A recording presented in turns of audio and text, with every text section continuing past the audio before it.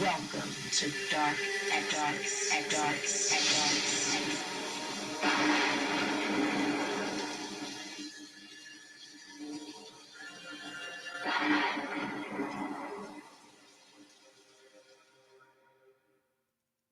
Dark and dark exit, dark exit, dark. We gotta stop this shit.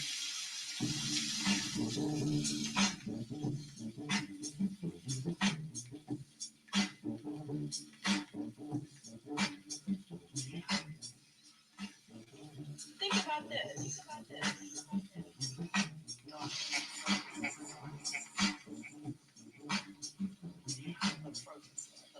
We gotta stop this shit.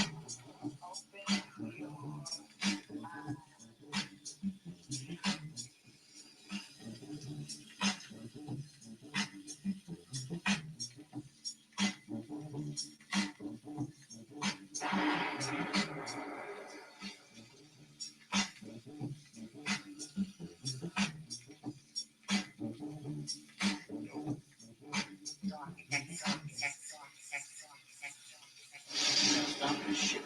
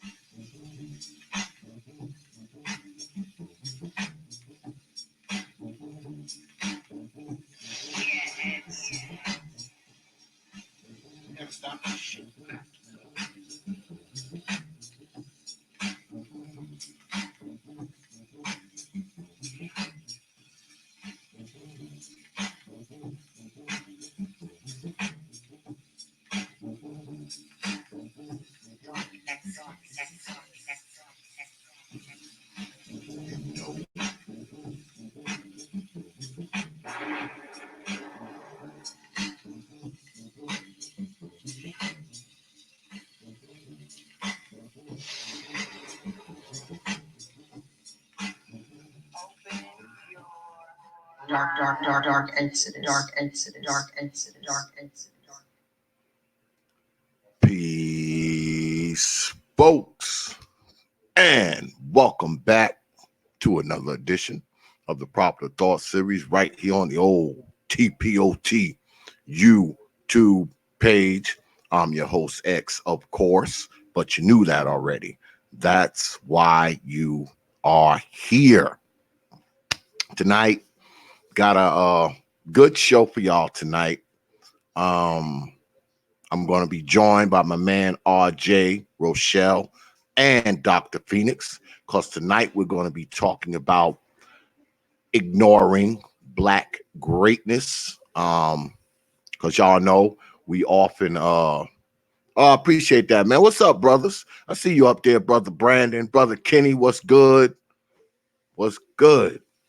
Um, yeah, tonight we're gonna be talking. Hey, what's good, Raw Black? I see you up there, man. Tonight we're gonna be talking about the ignoring of Black greatness. Because as y'all know, on these YouTubes, we are often talking about how the hood and thug life and all that kind of stuff is celebrated. And I don't feel like we celebrate the great brothers enough.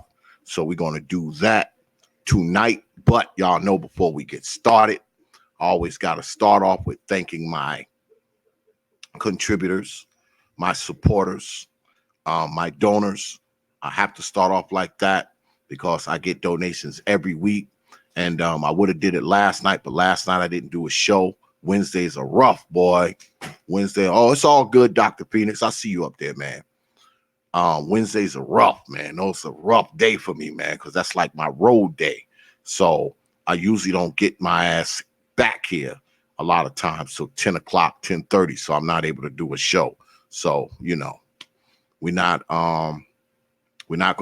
not be doing a show Wednesday all the time. You know, I can only do the Wednesday shows when I got time, y'all, because my work schedule is ridiculous. And I mean ridiculous.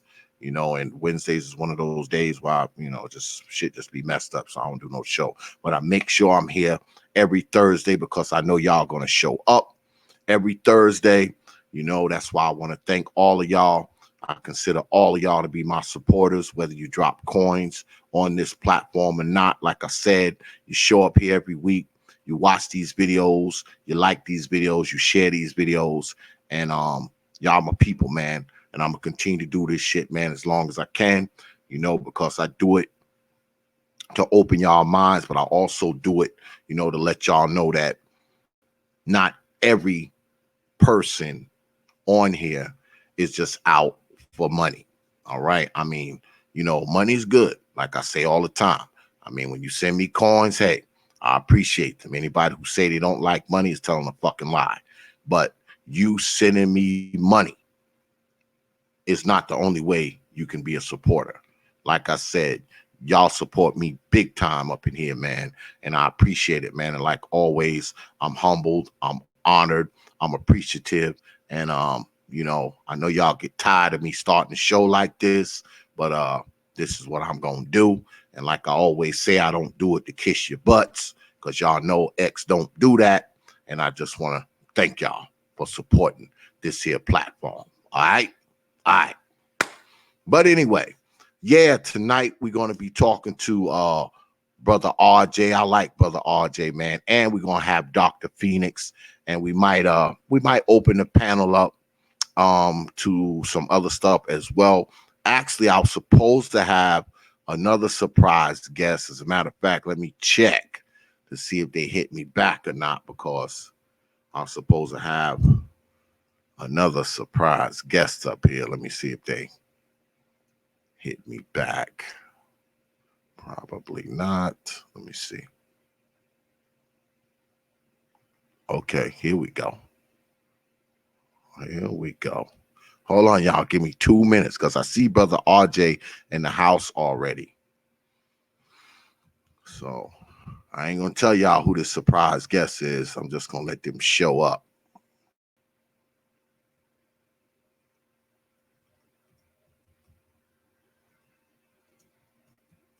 I'm just going to let them show up, y'all. Y'all know how I do it. Y'all know how I do it. Bam. Now let's see if they're gonna come through.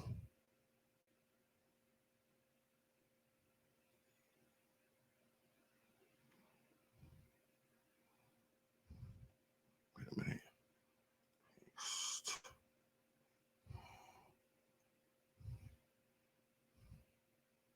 All right. Let's see if they're gonna come through. I ain't gonna say nothing just in case they don't show up. Y'all be like, "Oh man, X, you bullshit." All right. So, oh damn, what happened to brother RJ? Must have got tired of waiting. Come on back, brother RJ. Yeah. So, like I was saying earlier, you know, we always glamorizing the struggle, like brother Brandon just said. You know, we always talking about the struggle, the struggle, the struggle. And, you know, a lot of people will lead you to believe that, you know, every single black person in America is poor. Every single black person in America is living in the hood. Every single black person in America, it just don't got no money and don't got no life. That's the way you hear a lot of people talk, man. You know, and I'm here to tell y'all that's bullshit. All right. Only about somewhere between 20 and 22% of us are actually poor. I mean, even if it's 25% of us, okay, let's say 25% of us live at the poverty line or below it. Okay, that's 1 out of 4. That means the other 3 out of 4, we are not living that way. What's good, Cap? I see you up there, man. You know, the rest of us are not living that way. So I'm just getting so tired of people talking the struggle, struggle, struggle, struggle, struggle. Everything is not struggle. All of us are not poor. All of us don't live in the hood. All of us don't sell fucking drugs. All right. I mean, really. All right. I mean, there's brothers out there who are very successful. There are women out there who are very successful. Okay. Black. All right. So that whole struggle shit, we're getting away from that tonight. We're going to talk not just about people who are exhibiting greatness. We're going to talk to people who exhibit greatness, people who are successful in their trade, successful in their lives, and successful black people, period. All right. What's good, cool gent? I see you up there, man. Yeah, so we're going to do that. And here go my surprise guest now, y'all. Hey, What's good? What's how you going doing? on? All is well. Can I be heard? Yeah, I can hear you. Okay, I okay. didn't tell nobody you was coming. Oh, wow. I just said I had a surprise guest tonight. What a Um, surprise. yeah, for those of you who may have been living under a rock somewhere, this is the famous Dr.YaYa, a friend of mine, a friend of TPOT, a very successful psychologist and a PhD in, don't say nothing, doc, archaeology. No, clinical psychology and Hello, anthropology. anthropology. My bad. My bad. My bad. You were close. I mean, it's a study of archaeology. You were close. You were close. As long as we've been knowing each other, I should know that shit by now. Absolutely. You really should. Well, Because I'm not going to say anything. It's your show. I'm not going to say anything. it's all good. I'll get you later. Doc, tonight we're talking about ignoring black greatness. Right before you came on, I was explaining to the folks that, you know, we always talk struggle and poverty and dope and eating roaches and stuff like that. Tonight, we're going to be talking about greatness, and we're going to be talking to people who have achieved greatness. And Well, thank that's you. why I invited you here, Doc. I appreciate that. Oh, absolutely. Absolutely. I didn't think you was going to come. I was like, oh, God, I know the Doc going to be too busy to come up on here. Oh, wow. But You I know? mean, I owed you though, right? I did owe Oh, you. yeah. That's right. That's So right. am I collecting tonight, Doc? You are collecting. This is good night to Well, collect. I'm glad you're here, Doc, because it's been a minute. Okay, it's been a minute. It really has. Well, while I wait for the brothers, okay, there go RJ. He coming in. My man RJ Rochelle is in the house. What's good, brother RJ? Can you hear me, brother RJ? Paging, brother RJ. Paging, brother RJ. All right. Well, while RJ figure out his computer stuff, let me ask you, Doc, because you're the psychologist. Why do you think that many of us are stuck on, you know, the whole struggle thing, the whole poverty thing, even those of us who are not struggling.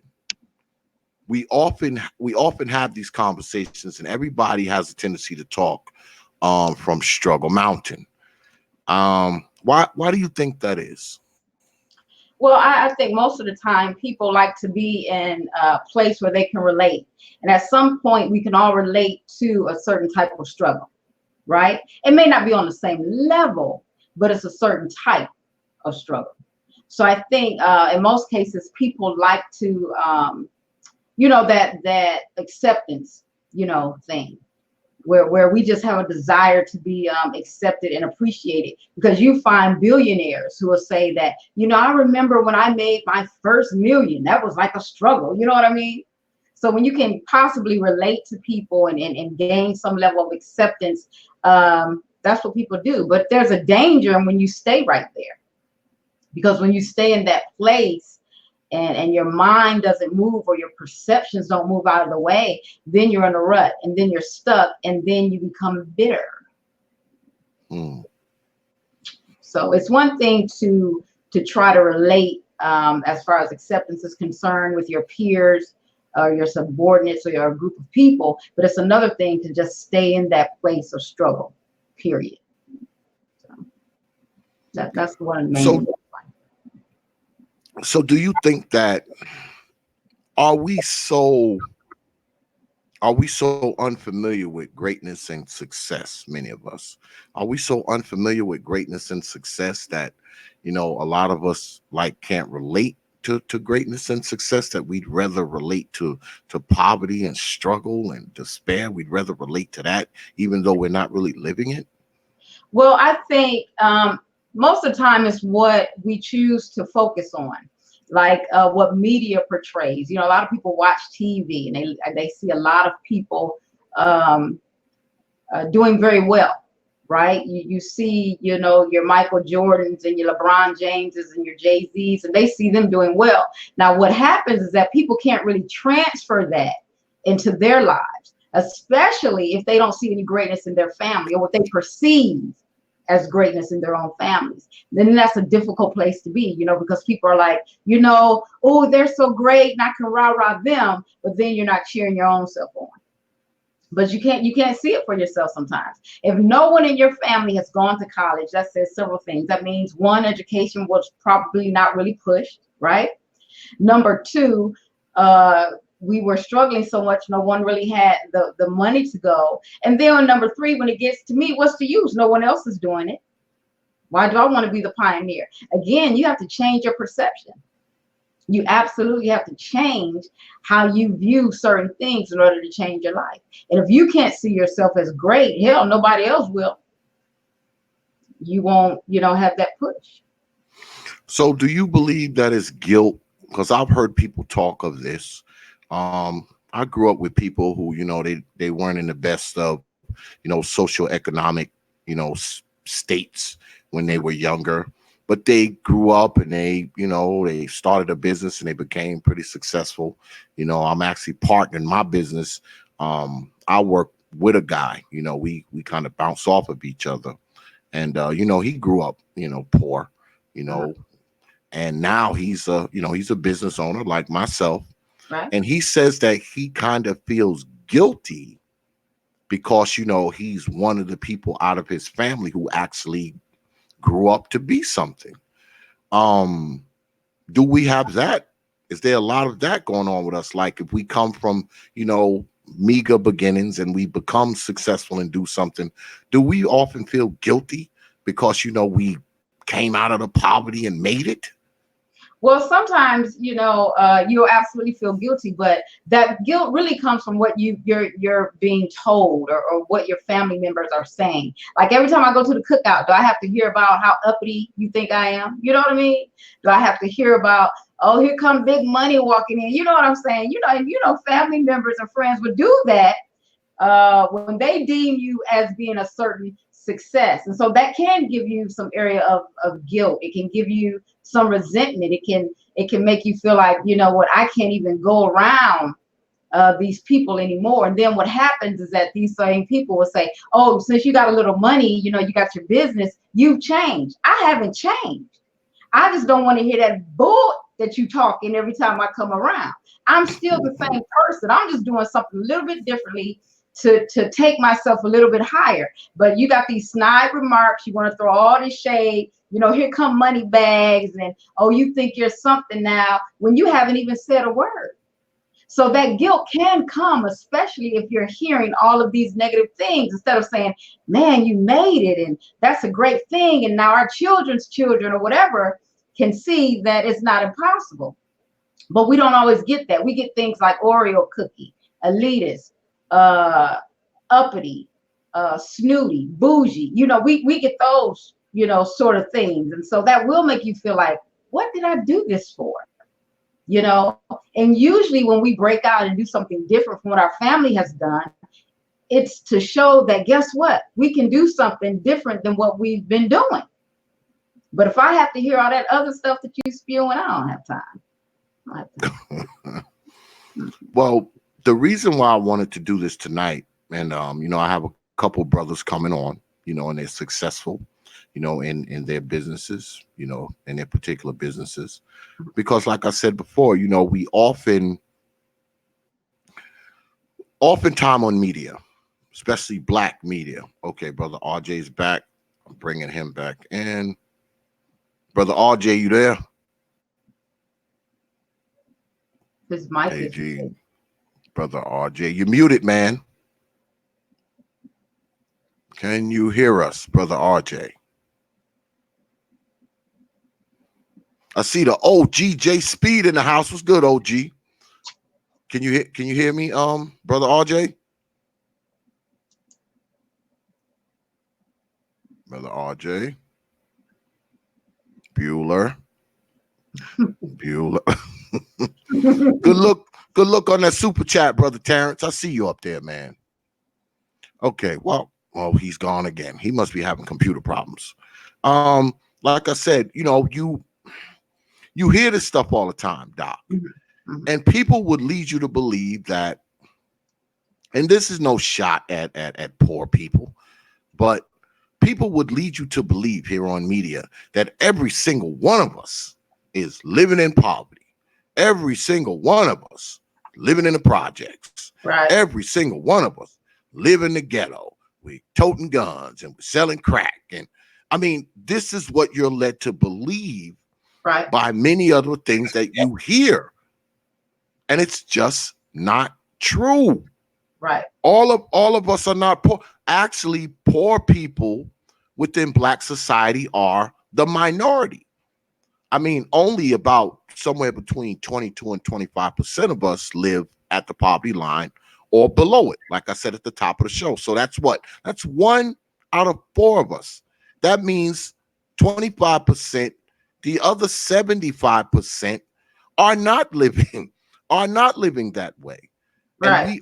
And we push this narrative that all of us are just struggling and all of us are in jail and all of us are, I mean, I can't listen to the shit anymore because it's just not true. Right. All Black people aren't broke. All Black people don't live in the goddamn ghetto. Right. All Black people aren't living in some shack that's roach infested with holes in the walls and shit. But this is what you have people. This is what they would have people believe, Doc. I don't get it. Is that some? Can you put some mental label on that? What would you call a person who thinks that that all of us are struggling and poor? Oh my gosh! Well, first of all, I don't work for free, but I will say this, you know me.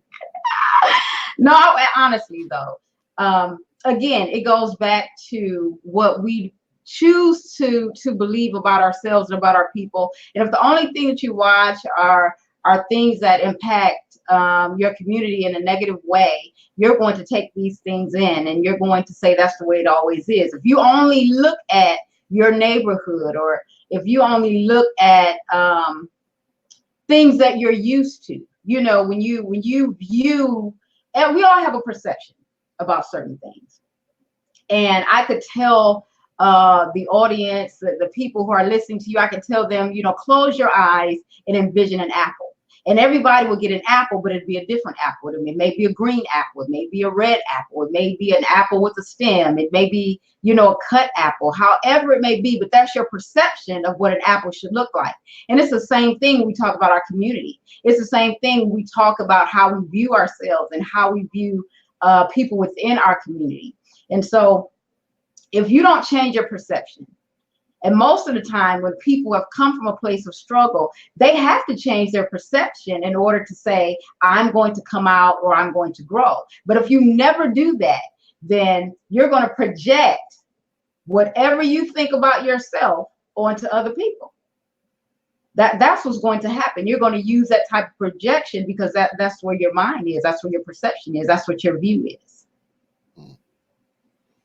Well, oftentimes we talk about, you know, the subjectiveness of things, you know, and, you know, a lot of people will say, well, you know, success is subjective. And I would agree with that. Is poverty subjective? Is being poor subjective? Is that subjective? Well, I would say that it is. I would say that you know, again, it goes back to your certain mindset. We certainly understand that poverty is subjective when we see people living in the projects, but yet they drive Mercedes and BMW. We can certainly see that poverty is subjective when people are buying $200 Nikes and have $700, you know, iPhones. I mean, hell, I'm not going to do it. I don't mind spending money, but I have a problem with wasting money. So of course, all of that is subjective because people have a certain way that they think. People think that I don't own a home, you know, I'm living off of welfare, but if I can afford a $300 pair of Nikes, then am I really poor? You see what I'm saying? So I would certainly say it works both ways, especially as it pertains again as to what people think about themselves and what they think about other people and what gives them a lift to make them feel like that they're better than their current circumstance or situation. Well, Brother RJ's back for a fifth time. Brother RJ, can you hear us? I can hear you loud and clear, Brother X. Can you hear me? There it is. Yeah, man. Yes, indeed. Yes, indeed, man. I don't know what was going on. I was in some area. I knew I was going to be mobile. I just finished with a client. And so I was like, okay, I'm standing by for Brother X. I'm standing by for Brother X. And I was like, okay, cool. I just made it home. And so, yeah, we have a good connection now. We're good. And I'm here. And thank you for having me on, brother. I truly appreciate it. Oh, absolutely. We're here with my surprise guest. I didn't tell anybody who it was. Okay. The famous, the one and only Dr.YaYa up in Dr. here. YaYa, how are you doing? Up in here. How you doing, Mr. RJ? I'm doing well. I'm doing well. Here. Trying to see if I can get her to analyze some of this shit tonight. You know, I might have to put some money on her books, you know, behind the scenes and shit. I gotta make her work and shit. So, you know, I might put some money on her books. So I believe overheard the sister. You're a psychologist. I am a clinical. Okay. Yeah, we need you in this sector of YouTube. There's a lot of people that need to be analyzed. There's a lot of people still living in high school and then they're reenacting it here on YouTube as 40, 50, 60-year-old men. You know, and probably older. And women lead them out. To another place, isn't he? Yes, ma'am. I'm when I tell you, you know, you're in a honey hole right now. If I were you, I'd be sending invoices in every direction because they need your sister. We all need you. I personally. Okay. I already told her I'm gonna come and lay on her couch, boy, because I need some therapy like a mug, boy. I need some therapy. But the reason why I wanted you on here, Brother RJ, because you are a successful young brother. Oh, and I think Dr. Phoenix is here. Dr. Phoenix, can you hear us? Paging Dr. Phoenix. Yes, I can. Hey, what's good, Dr. Phoenix? What's going on, man? Good evening to you, Brother X, and the panel. How you guys doing? What's going on, Dr. Phoenix? Nice to see you. Nice to see and hear from you again, brother. Yeah, man. Pleasure. And we have the one and only Dr.YaYa in the house as well.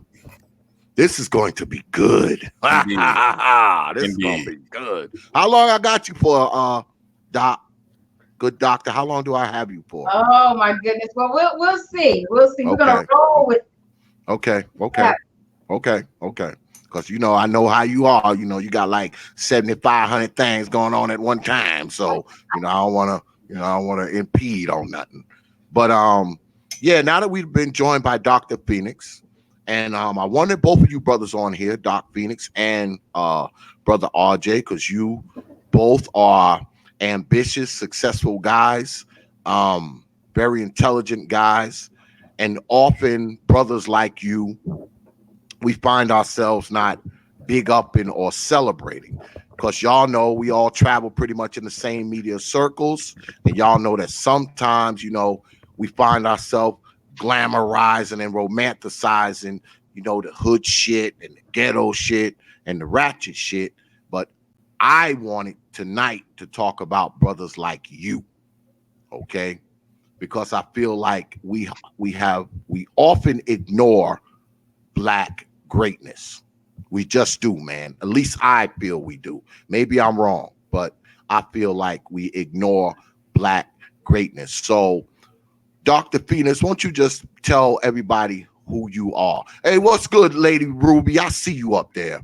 Won't you just let everybody know who you are, and then we'll go to Brother RJ for those who don't know who he is. Yeah. So originally, I'm just actually starting my first semester med school.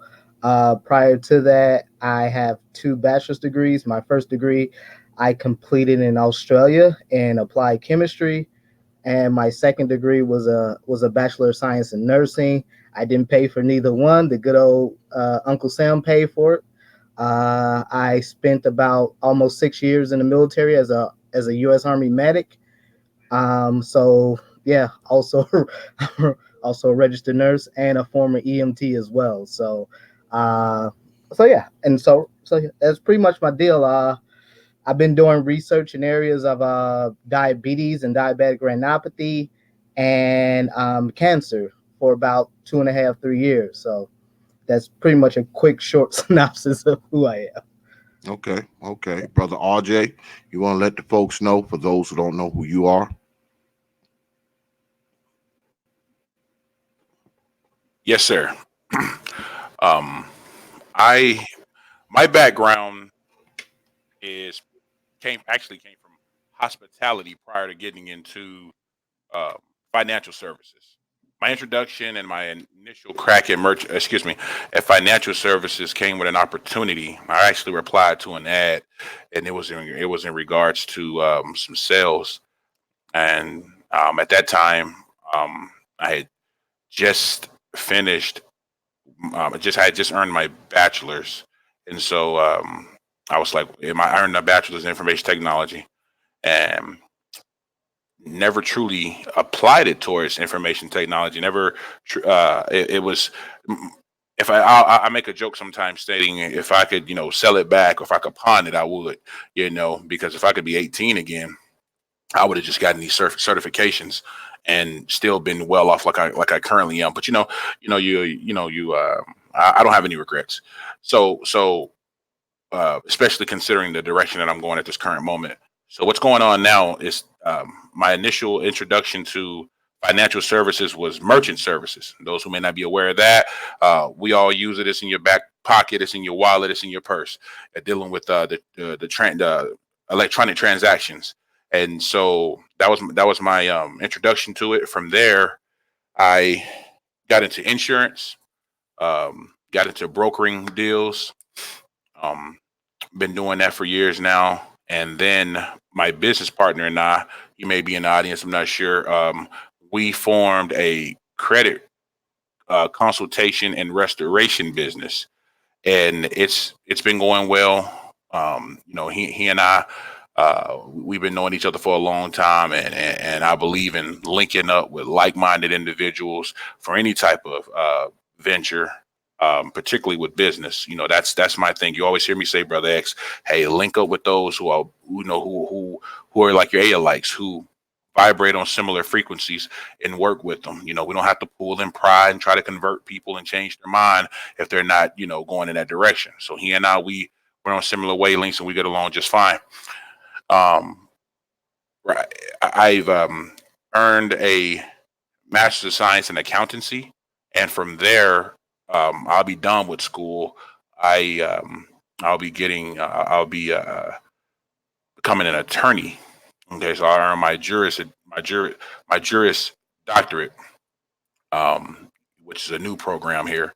It's online, and with that, I'll be able to engage with bankruptcy law and contractual law, as well as what I'm currently doing. See, so the ultimate game plan is to continue to do that while leveraging the other the other services all under one roof. So that's the game plan, and you know that's what we're moving towards. So we're always looking for investing into another opportunity, seeing how we can scale it, and also paying it forward.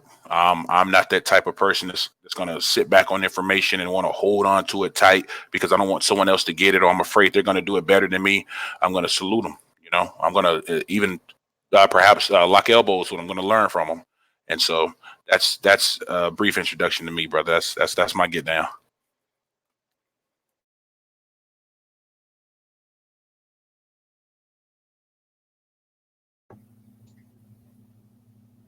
You're muted. I think you're muted, Brother X. Oh, sorry about that, y'all. Yeah. Now, let me ask you two brothers, you know, because you're obviously two very successful young brothers in your respective fields. Do you brothers feel like your greatness is often ignored? And I don't mean just, you know, your greatness personally, but brothers like you, because there's a lot of them. You know, people will lead you to believe that, you know, all young brothers in jail, all this kind of nonsense. But brothers like yourselves, do you feel like your greatness is often ignored because it's overshadowed by the romanticizing and, you know, the glamorizing of the whole hood and the ghetto and the thug kind of culture? For me personally, I'm not one that, you know, really seeks to get kudos or anything like that or attention from what I do. However, I do think as a collective, for black men in particular, yes, this is a problem, because ultimately for black men to get to where I've gotten, get to where RJ has gotten, I mean, it takes a certain level of discipline. You know, it takes a level of support that unfortunately many, if not most, black males don't get. So the black males that you do see that get to this point is because they really been through. They've been through, quote, the struggle.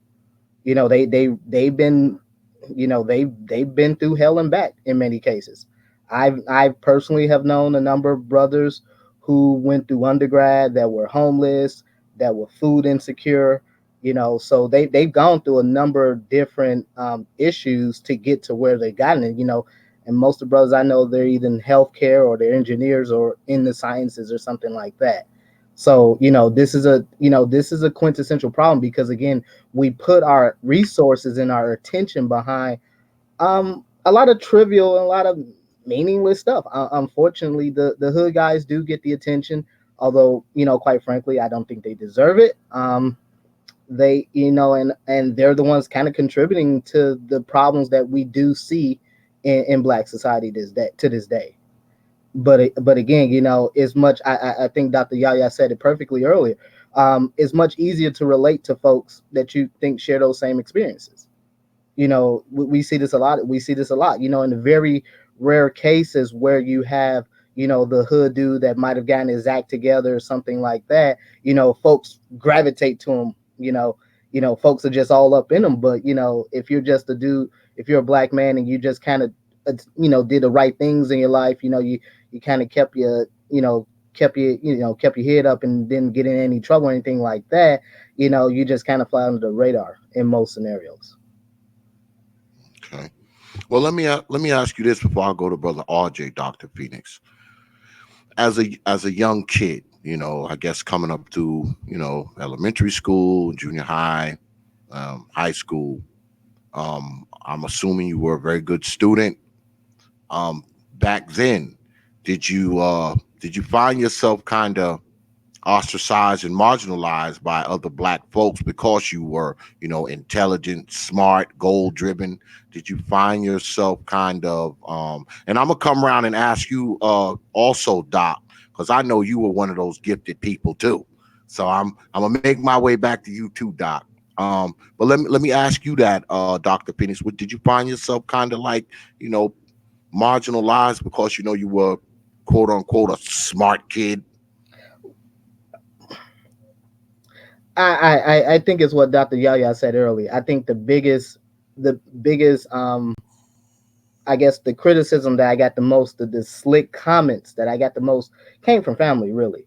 I grew up in Chicago, so I ended up going to I went to a pretty decent elementary school, but I went to a magnet high school.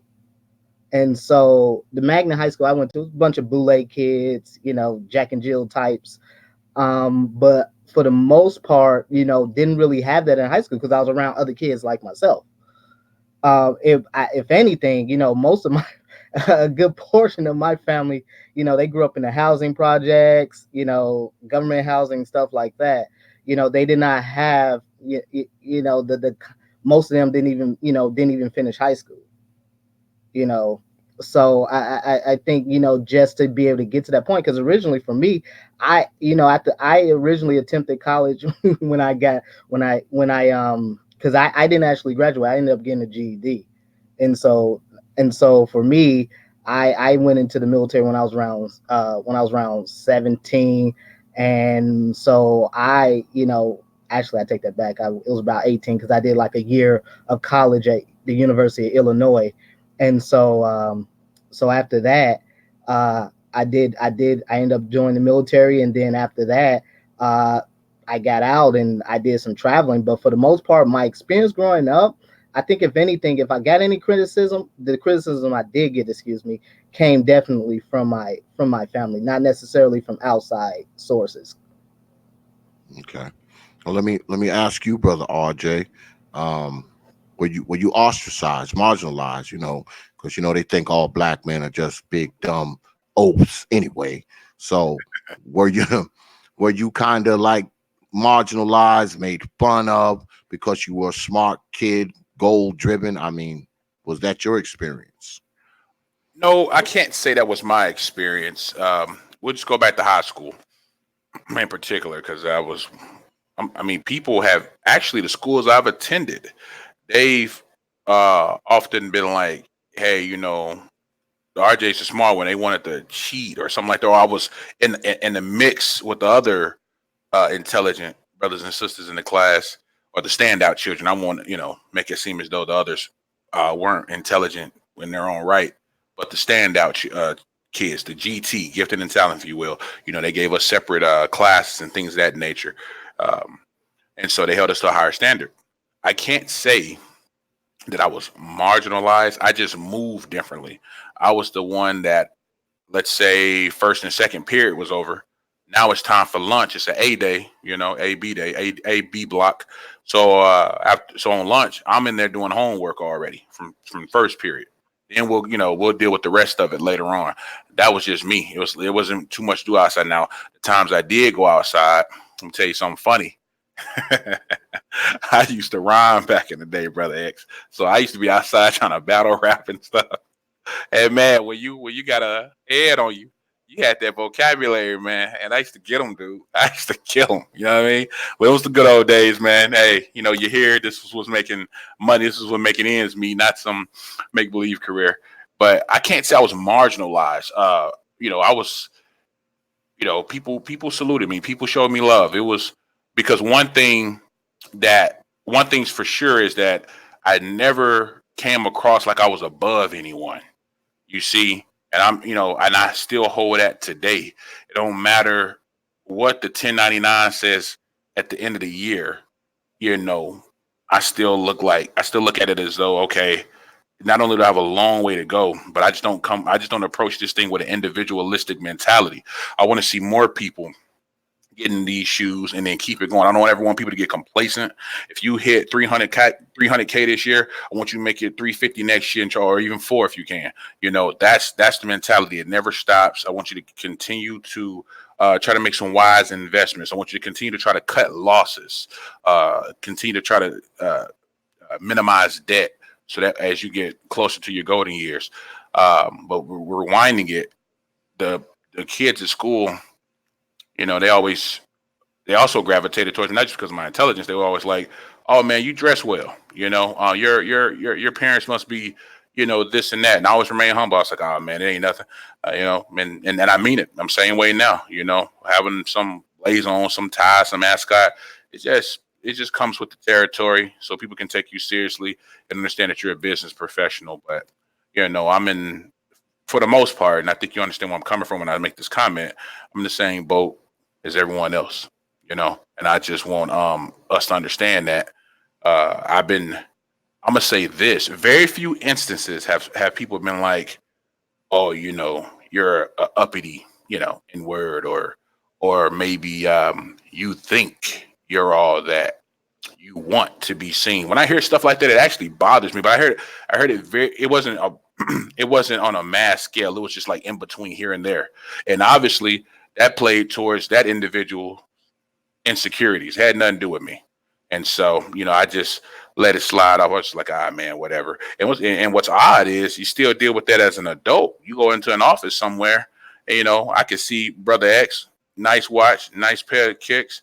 I give him, you know, I'm gonna say, hey, brother, I like that, and keep it moving. You know, it's never a situation where I'm like, well, you know, Brother X got on $1,000 shoes. He think he all that. Just, you know, throwing that as an example. I mean, I want us to get off this materialistic stuff, because that's not what makes the person. Because here's the deal.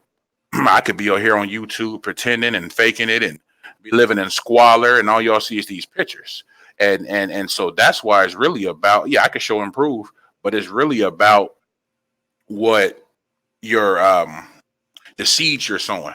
And right now, myself and again my business partner down in the chat, we're sowing some seeds that's going to not only take care of us, but also take care of a lot of people who are who get involved with this particular movement that we're attempting to introduce. Again, we're not here to convert. If you're with it, you're with it. If you aren't, that's fine too. Hopefully you'll come back around in the future. But I hope it answers your question, Brother X.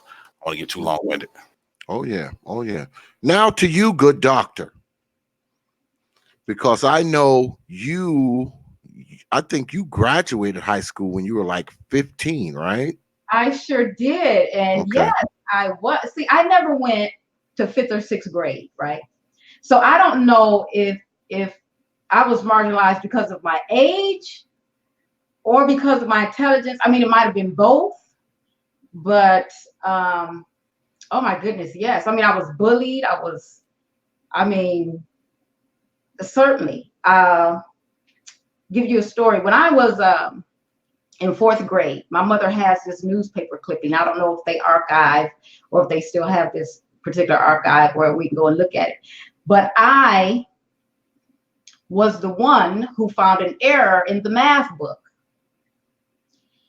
So it made the newspapers. Everybody was so excited about the whole thing. You know, I thought I did a great thing, not according to my peers. You know, not according to my peers. I mean, it was always something. It was always something. And so, you know, the snide comments and the remarks, and oh yeah, I got that a lot. I got it a lot. And it was tough for me because here you are, you know, here I am, I'm 9 in the 7th grade. You know, how do you make friends, or how do you gain that level of acceptance, you know, as pertains to your peers and how you want to grow and the friends you want to make. You know, it's difficult, or it was difficult. And then when Brother RJ said, even as an adult, because I had attained both my PhDs before I was 25 years old. And so here I am. I go into a place and they say, we're looking for Dr.YaYa, and everybody's looking around me, and I'm like, well, that's me, and I get that. We were expecting someone different. I'm like, who were you expecting? So I got that a lot. So I just, make my presence known. Here I am. This is what I do. I'm the best at what I do. Nobody can do it like I do it. But I certainly was marginalized. Oh, absolutely. Not from family members, because my family, strong educational background, and pushing for education. And even if you don't go to college, at least know something, at least know about your surroundings, pick up a skill or something. But it's usually, people on the outside of that. But yeah, I experienced that, certainly. So let me ask all of you this, because I know how it is for me.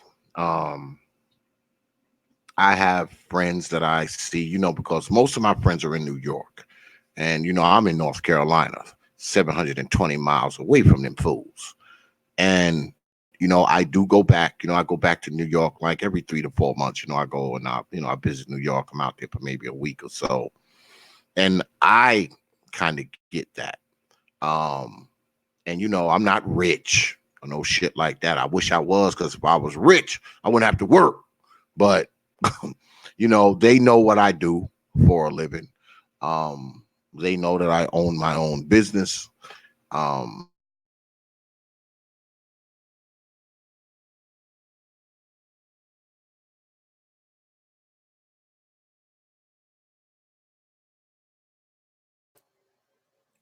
Brother X, I believe you froze. Yeah. Oh yeah, he did, didn't he? Yeah. Victor. Yeah, looks like you froze. It's okay until he kicked back in. I guess we'll keep it going. Doctor, I would like to salute you. That's awesome. That's superb. I know, that's an amazing story. Right, 9 years older than seventh grade, sister. I salute you. Definitely an inspiration. Definitely. Thank you. I appreciate that. I appreciate Gee. that. And you brothers are an inspiration as well. No, it's an amazing story. Again, just going back to earlier, you talking about your family.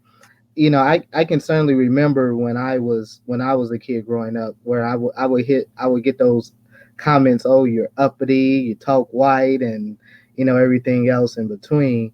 And unfortunately, these are things that I think a lot of Black folks don't really realize. It can really destroy a kid's self-confidence. If you hear it enough, you begin, especially for boys, because I think what happens is that a lot of boys usually are afraid to show whether or not they're smart or they're talented, because you're expected to be something other than just being an intelligent, young boy.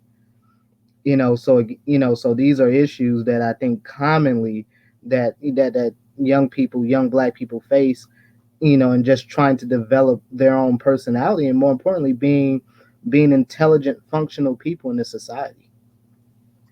Absolutely. I mean, because if you and like you said, especially in our young Black brothers, because there's a place where I want to belong, but I also want to redefine the greatness in me. And so you have to have that type of balance. And a lot of times our brothers don't have the opportunity to explore that type of balance, because they want to be accepted. I want to be cool like my friends. And we understand that in school, cool meant that you weren't that smart. I mean, that's just what it was. Mm-hmm. We understood that cool meant you sat with the nice kids who, had it all together, that we thought, and the nerds sat over there, and you didn't associate because those things didn't go together. Precisely. And I really wish that they could understand and grasp like what we've been told growing up. Like, I'm pretty sure you all heard it as well.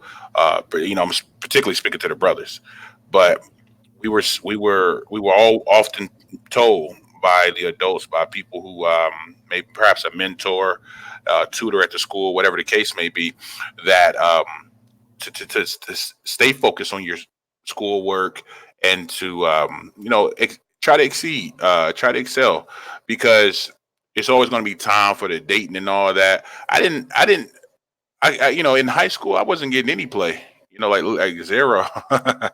Right, right. And that's fine. And that's fine. I'm okay with that because as an adult, things have changed. Things changed drastically, but that's another discussion for another battle. But yeah, so it's definitely changed.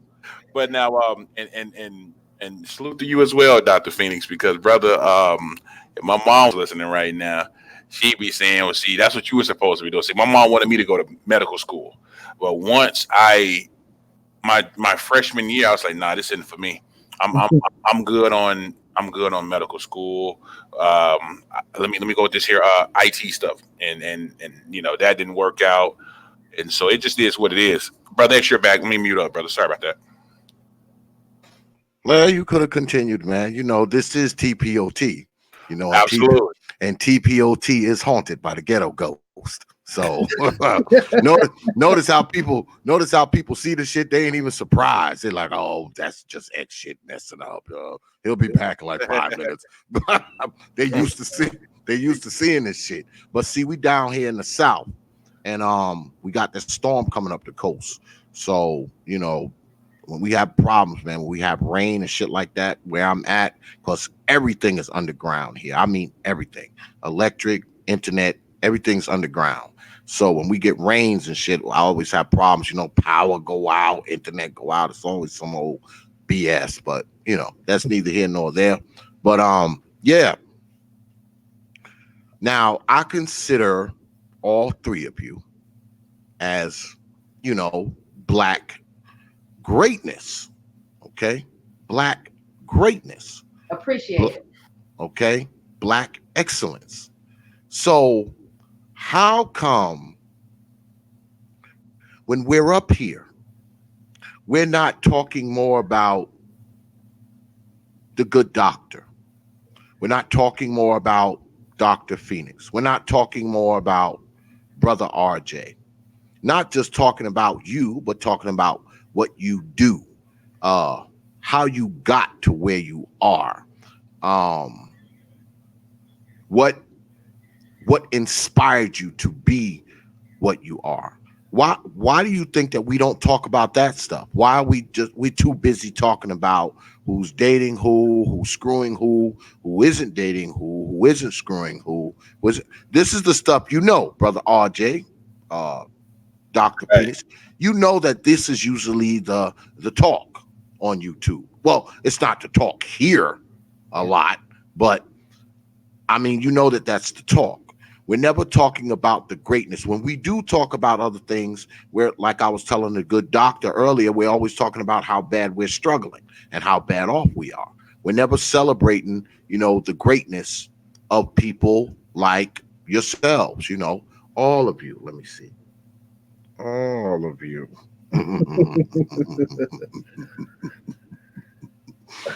Why do you think that is? I think a lot of that just has to do with the fact that it's so much easier to talk about things that require, in all honesty, little brain power. It's easy to talk about lower level, remedial, low functioning activities. Dating and sex and relationships. That's easy. It's kind of hard to get up here and talk about some molecular biology techniques, stuff like that. It's very difficult to talk about how can you become a nurse or a physician or anthropologist or clinical psychologist or IT or lawyer. I mean, that requires a level of discipline and thought and careful planning, really planning to be successful at those things. I mean, you didn't just wake up one day and you were a lawyer or something like that. No, that takes a period of time. That's going to take a good chunk of your life. Anybody that's ever gone to medical school or gotten a PhD or gotten a doctorate in anything, we're talking at the very least, a good 20 to a quarter of your life you're going to spend in academia trying to get these degrees.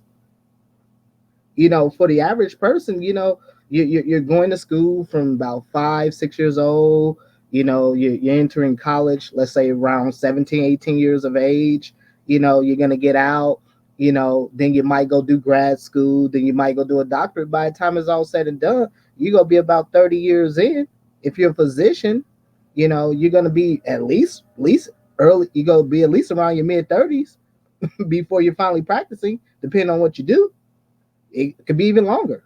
If you're I have friends that are nurse practitioners, and they've gone, they spent probably at least another 8 years or so beyond undergrad to get to that point. So I mean, these are things that require planning on our part.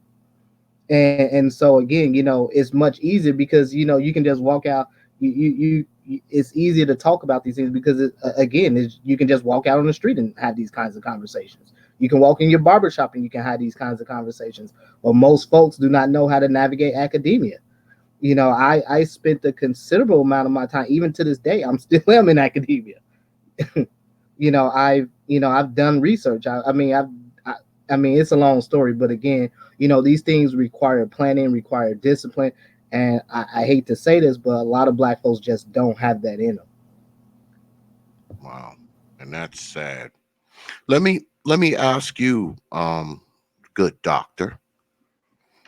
When you were younger, did you always know what you wanted to be? When you were like a kid, did you know that you wanted to be a psychologist and an anthropologist? Did you know that? Well, at first I wanted to be a brain surgeon. At least that's what I thought I wanted to be. Really. But I started reading at 3. Let me give you guys a story, if I may. I thought that I wanted to be a brain surgeon. I thought that was a noble thing. It was a great thing. I had read about a few brain surgeons, and I said, that's what I'm going to be. That's what I'm going to do. Well, one day we were taking holiday, and we were going to Germany. And I think at the time I was 4 or 5. We were going to Germany. And during this time, you guys were, back in the day, you could go up to the gate and things like that. I'm telling my age, but it's okay. You could go to the gate and everything would be well. So, and then they had the bar thing or whatever. So my parents had gone to the bar and gave my sister and I $10. I have an older sister. Gave my sister and I $10 and said, go to the gift shop and things like that. Well, at the gift shop, I was looking at the books. And so a woman came up and said, oh, you like books? And I was like, yes, I like books. I enjoy books. I didn't want $10 worth of books. I wanted every book on the rack. Okay. So I gave this woman an elaborate story that I was being adopted, that they were taking me to Germany to my new family. She felt so, her heart was just so open and loving that she bought me every book on the rack.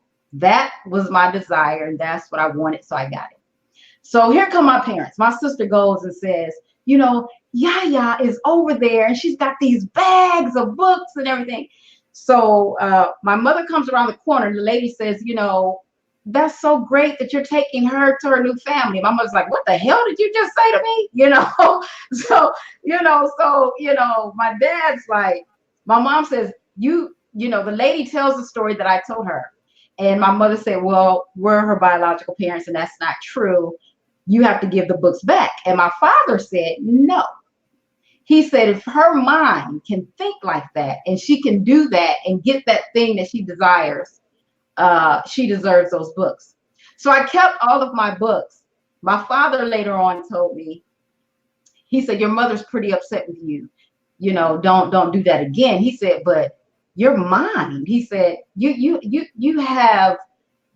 tell you, daughter, you can sell a bald-headed man a hairbrush. And so ever since then, I started thinking about the mind.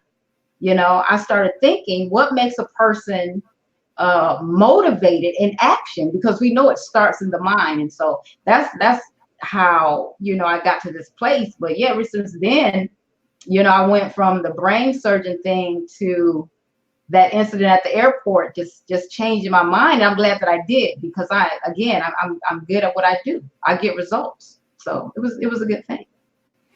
Do you kind of go through now, because now you're successful, you've been doing this a long time.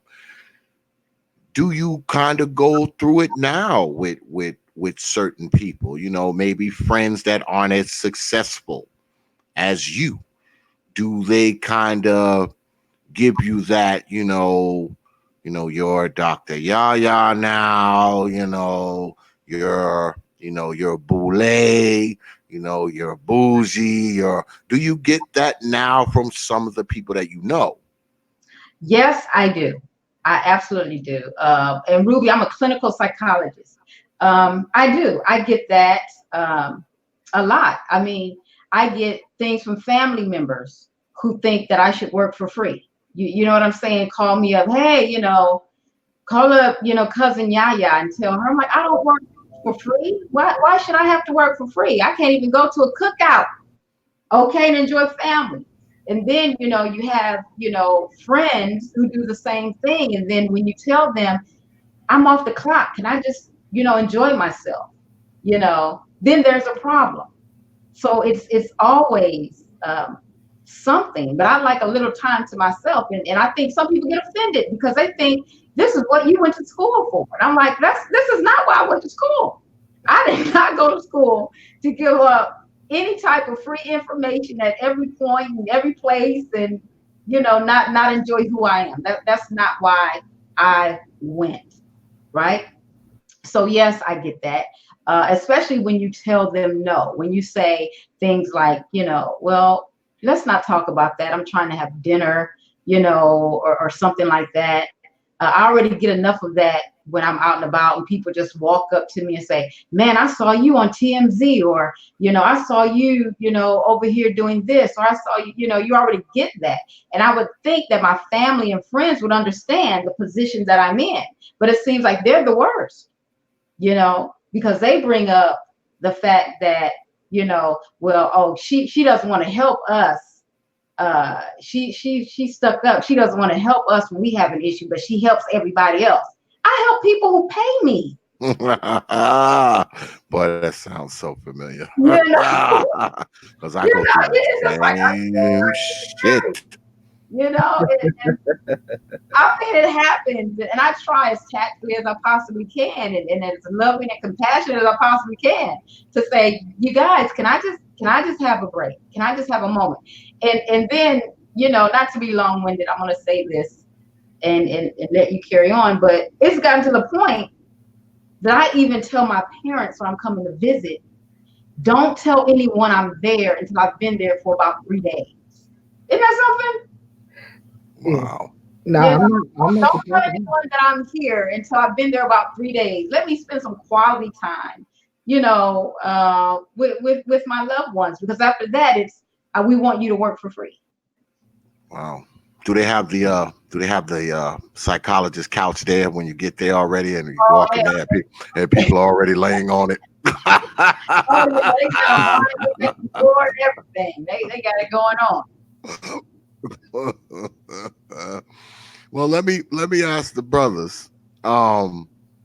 Do you brothers often run into that? You know what your specialty is. You know what you went to school for and why you went to school and all that kind of stuff. Do you get people who are like, hey, you're X, Y, and Z, so can you do X, Y, and Z for me for free? Do you brothers get that? All the time, brother. Like I said, before I got to the med school stuff, I'm also a registered nurse. So, again, my second degree was in a Bachelor of Science in nursing, but my background is in critical care. And I can't tell you like how many invitations I get. Oh, folks want to, hey, come speak to us about prostate cancer. Come speak to us about diabetes and complications of diabetes. Talk to us about genetics. And I'm like, okay, how much you go pay?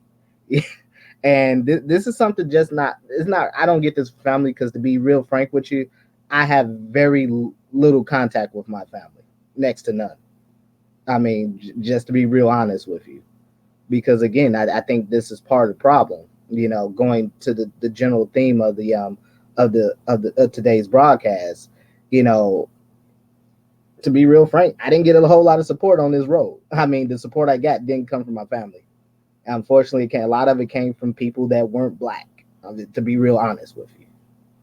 And I think as a people, we do ourselves a lot of disservice by setting young people up for this, and then wondering why you can't get these 20-year-olds that aren't loyal to the community, because again, we set ourselves up for failure if we cannot fundamentally invest. If you're an 18-year-old kid and you just walk in on the college campus for the first time and your roommate got American Express black card, and the Asian kids on campus ride around in brand new Maseratis and BMWs, which is where I went to school at, this is a problem.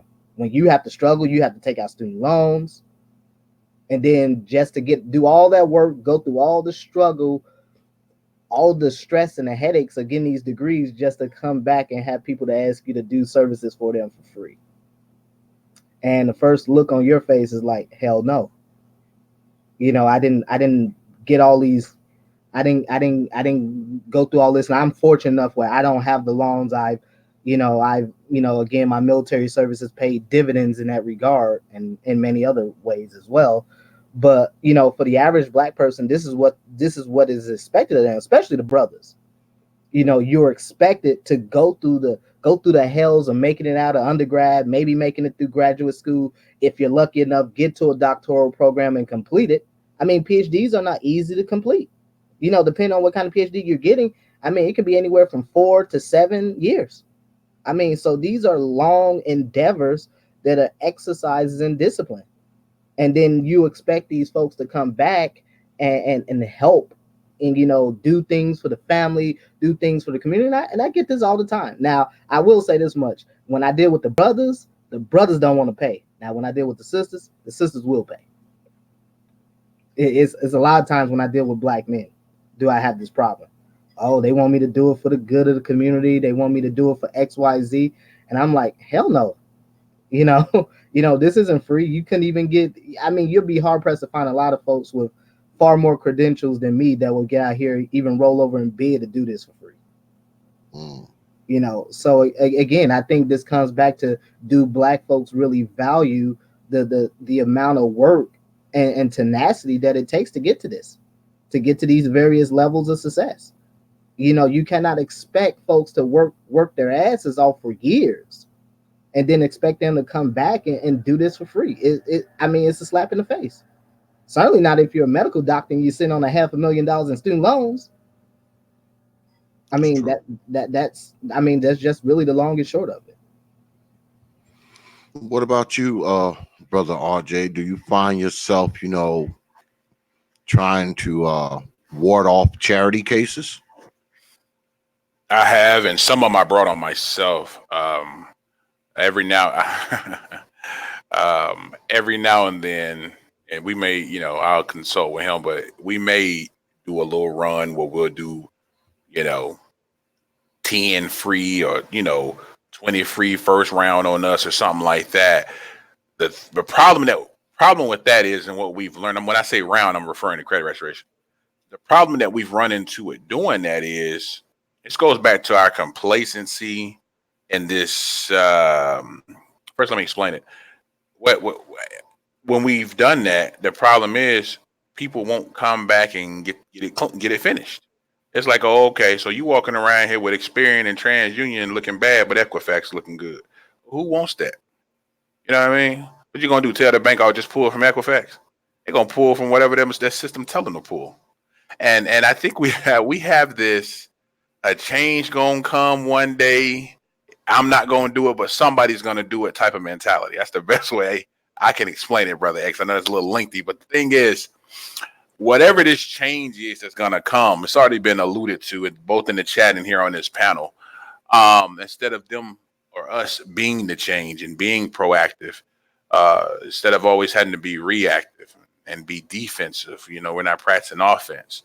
And so if we're going to continue to do that, we're going to stay on that. Not only will we always have these conversations here on this panel, we'll continue to see the world changing around us, and we'll keep on going downhill. It doesn't happen too much with the charity case situation with family just as Brother Phoenix just outlined here, I must say that a lot of family members I choose to not interact with because I've gone out of my way to make sure that when I was in my 20s, I was just so focused on grinding. I still am now. But then, I was still finding myself on top of that. And so, and finding my rhythm. Now that I'm in my early 30s, I have made efforts to reach out to family members, to do business with family members, to get, to secure certain deals and things of that nature with family members. And again, so the mentality that I'm seeing is um, we we know what needs to be done. We have a lot of pride considering the circumstances. And I feel like we just hold on to that pride because we're like, well, that's all I got, you know. I don't want to just come on out and tell you, hey, I'm in a bind, I'm in a situation, I need a bailout. Or on the flip side, what's I'm saying, and or on the flip side, there's this. I always refer to it as an innate level of disrespect. That's why you hear us make comments such as, "Well, you know how we do, you know how we are," and all this type of stuff. Like whenever I hear that, I'm like, okay, well, how are we? Tell me, you know, because we have to break that. Let's assume all of it's true. Let's say we are always late and we can't get right and all this old good stuff. Okay, the best way to challenge that is to oppose it and to live up to that standard. Uh, I promise you, I felt bad coming in here late today. You know, it's not something that I'm proud of. You know, and that's why over here in the chat, I was sending you messages.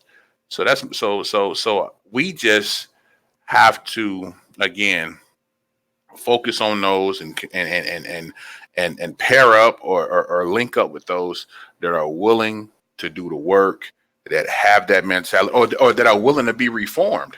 And that's another thing, Brother X, because when I get on these, even before getting on the panels, just listening in, and I hear brothers like you and Obsidian talk about self accountability and referring to self.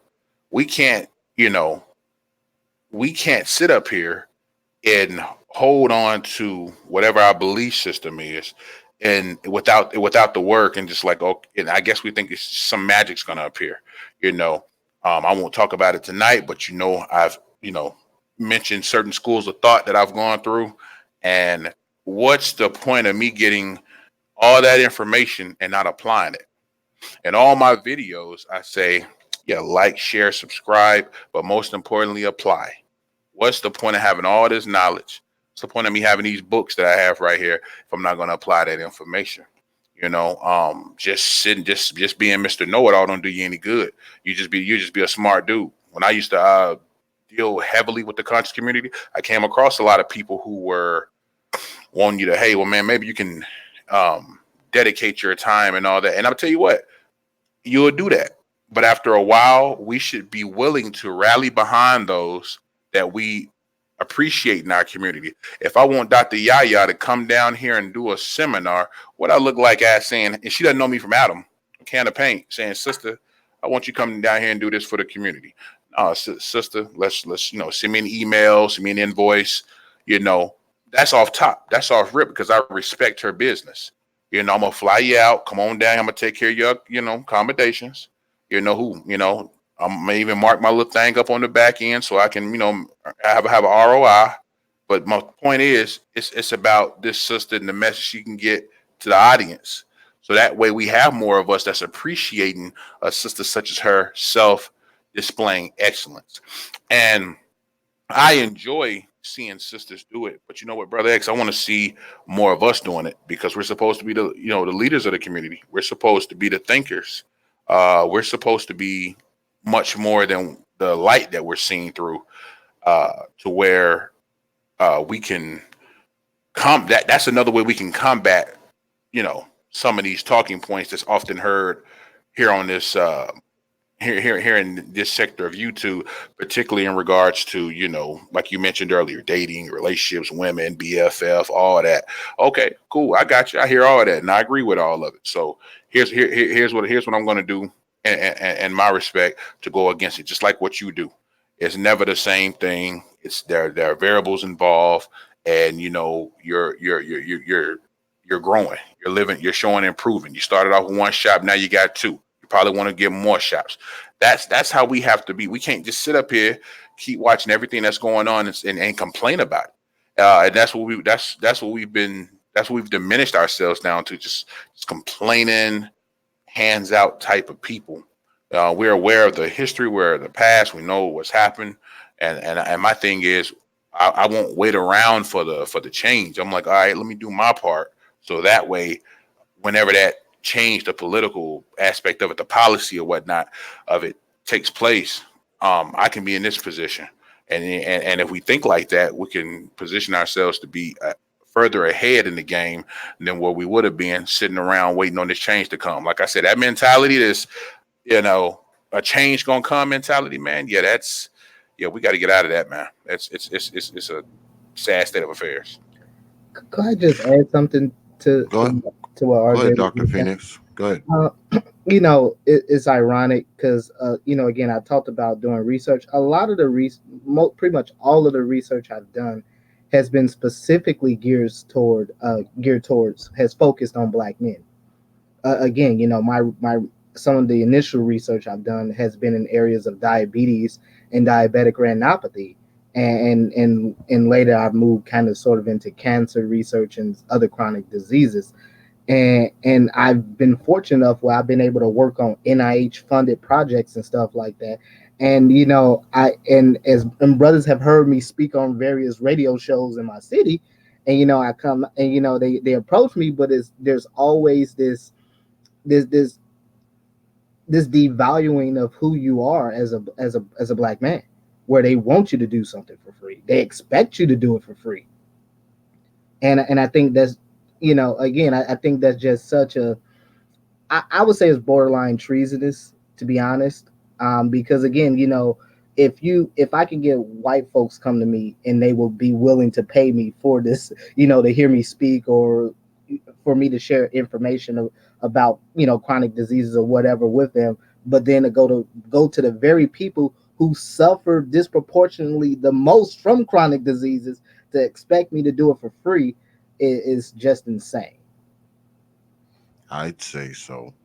I mean, I've always been of the mind that, you know, number one, never stop learning. Number two, never stop growing. And number three, never stop working. Um, that's how I grew up. I mean, because the business that I have now, that I own now, I've only had it for 5 years. Took me this 5 years to get it to where it is now. I mean, I'm actually doing pretty good now.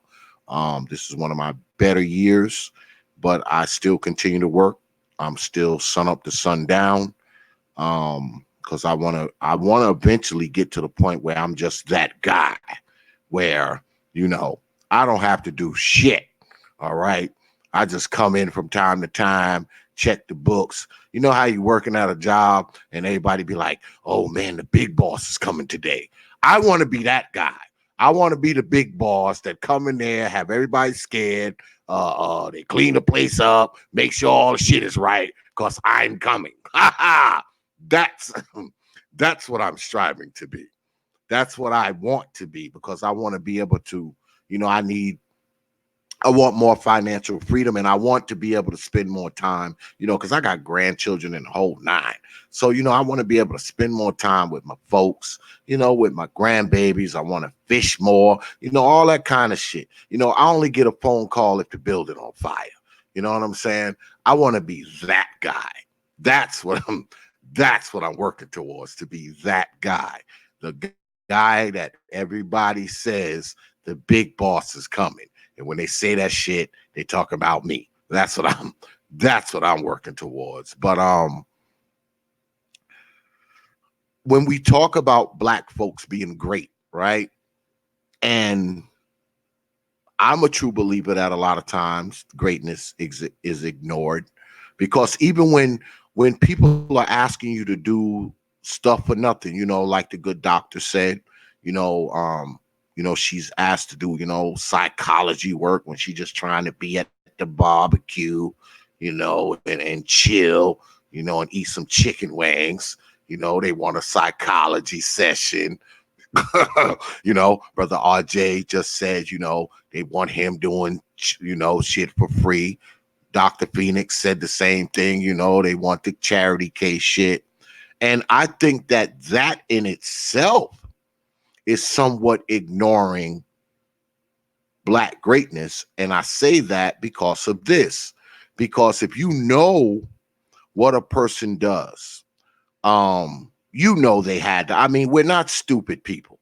We know that for Dr. Phoenix to get where he's gotten, he's done a lot of schooling. Brother RJ, to get where he's gotten, he's done a lot of schooling. The good doctor here, where she's gotten, she had a lot of schooling.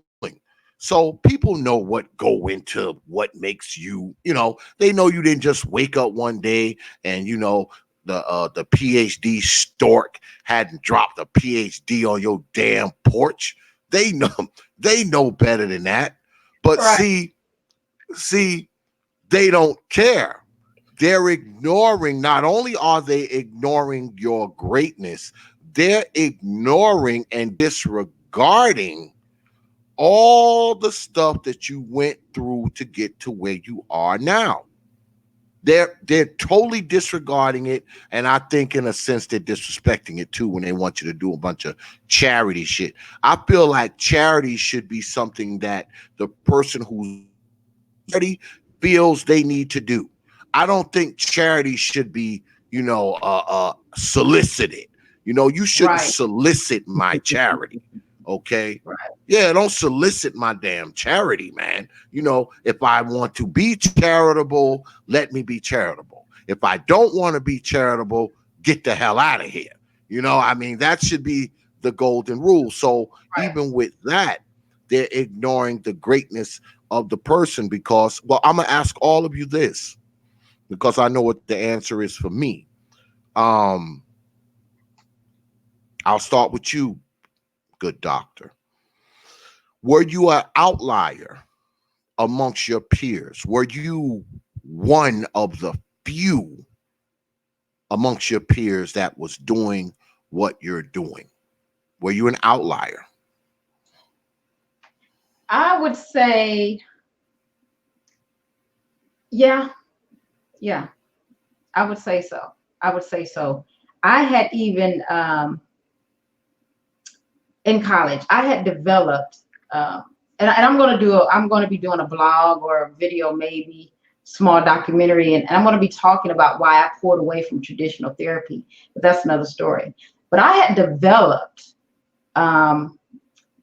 my own way of doing therapy and making it effective. And I did this especially for the people in my community because it's so taboo to speak about therapy, to speak about psychology. You know, Ruby in the chat just said how, you know, in our community that Black people are afraid of psychology. You know, they're just, oh my goodness, you know, and that is so true. And so, yes, I was. And I was so excited about it. I was like, you know, look, if we do it like this, or if we do it like that, and, you know, you want to share certain things and you want to just jump out there. And then having to remember that I am still the youngest among my peers, and they don't want to hear that.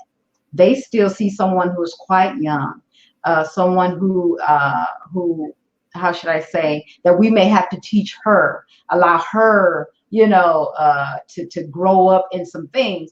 My age was young, but my mind was fine. I mean, and here I am with you, you know, started college, you know, graduated at 15 and left early in January. And my birthday in March at the age of 16, I'm ready to start, you know. So now I have these people looking at me like, you know, we really have to develop her. We have to teach her something. And I'm like, wait a minute, but you're my peers. But see, they didn't really see that. So yes, I would say that I was, because my ideas were on point. I, you know, would challenge my professors and really in challenging them, I was challenging myself. And that in and of itself can cause you to be ostracized and abandoned. But yeah, I mean, my mind is always going. I mean, even now, I think, there are always ways to make a better mousetrap, as it were. So certainly was outlier. Brother RJ, were you an outlier amongst your peers, man? Or was it like 1,000 RJs running around back in the day? I must say, Brother X, it wasn't 1,000 RJs running around. I was a standout because there was a lot of times where, here's one aspect of me I'm going to throw out there. When I was like younger, just like pre-high school, I used to like to, be the class clown. I used to like, talking about folks and stuff because see, I was the chubby kid. So I had to get good at doing that, man, because folks was always talking about me. And my teachers, at least through, I'm gonna say we'll stick to junior high on this because, like I said, after that I was done playing and whatnot. I just let folks talk their craziness. But during that period, I used to always I wouldn't study much. I was that person where I could, and I'm still good at that now. Let's say you gave me something and you was like, "Hey man, I need you to know this," and I procrastinated. I can scam over it and have that information and come up here and talk to you about it as if I had full knowledge on it. Okay, and so I used to drive a couple of teachers up the wall. They're like, man, you had this gift and you're up in here playing and horsing around and all that good stuff. And so once you take that and you actually, again, as I mentioned earlier, applying it as opposed to just saying, all right, cool, I could take a wing at it, I could freestyle. It was, you're able to see more success. You're able to see what your true potential is. So I wouldn't say there was a lot of me like that because there were kids who really studied and put their heart into it, and whereas I just come through and be like, oh okay, well this makes the most sense, and then get the answer right or something like that. So no, yeah, I was definitely a standout in regards to that, and never truly cared about getting recognition per se as an adult. I just want to pay it forward, and that's where I'm at with that, brother. Dr. Phoenix, were you an outlier or well you said you were kind of surrounded by people who were, like intelligent like you, right? Correct? Yeah, so within my family, certainly an outlier. Most pretty much, like I said before, yeah. A lot of my family members, again, growing up in Chicago, I had family members that used to roll with folks like Larry Hoover and Jeff Ford and those cats back in the day. But yeah, so among my family as a whole, yeah, I was pretty much the outlier. Now, when I went to high school, not so much the case. Again, went to a school, a bunch of what we would consider boule, Jack and Jill type kids there. So they were all smart, stuff like that. So however, in college, it's a little different. When I did my for example, when I did my second undergrad degree in nursing, I was the only black male in my whole cohort. The only one. There was about 117 of us. I was the only one. And you couldn't even count all the black people total on two hands, maybe. And so, even then, among those of us that were black, I mean, for the most part, a lot of them kind of slacked off. It's how I got into research. I did I remember my very first day in nursing school. I met up with a professor. She was an older black woman, very well known in the field. She got me to doing health fairs, community health fairs with her and stuff like that. Next thing I know, I'm doing research, started doing, like basic science research. And so again, that in of itself kind of puts me certainly in that outlier, because you don't typically see a lot of black students who are able to get to that point, certainly where you're doing research with other professors and stuff like that, at an undergrad level. But I was able to get that because of how I was able to leverage the relationship I had with this particular professor. But I think just in general, when you're in healthcare in general, you're the outlier. You know, Wow. I mean, certainly as a black man, you're more likely to, for sure, you're more likely to see a black woman. But as a black man, you're the outlier, without a doubt. I can't think of one. I can think of maybe a handful of times where I've been in rooms where I might be joined by another a couple of the black men or so. But yeah, I mean, I it's interesting because it only took me about 2 years to do my second bachelor's degree. So so I remember I did a research program called the Ronald E. McNair Post Baccalaureate Scholars Program. Anyone familiar with that? It's if you guys remember back in '86, there was the Challenger explosion. There was a brother on board who was a physicist who died, and so this is one of the 7 federally funded programs. And so it was named after him, obviously. But so yeah, it's intended to be a pipeline program for students who were looking to go into PhD research, medical school, stuff like that. But even in that program, there were 17 of us out of, I don't know, maybe a couple thousand applicants, and I was the only black male. So again, just the outlier in every, at least in those endeavors that I've done. And so I think as a black man specifically, you have to get used to the idea that in most scenarios you're probably going to be the outlier. That's just until we can get until more brothers really, I don't know, I don't want to say take it serious, but really consider doing consider careers, because I think a lot of times with brothers, a lot of times when you start talking about college and stuff like that with brothers get to run it. So I think and again no offense to brothers who want to do trades, but I do think we do need a healthy representation of brothers in these STEM fields, and certainly in healthcare. I mean, there's so few of us. I mean, you can go to any setting and you can count brothers on maybe 2 or 3 fingers. So I mean, this is these are certainly areas where you're just always going to be an outlier. Well, do any of you believe that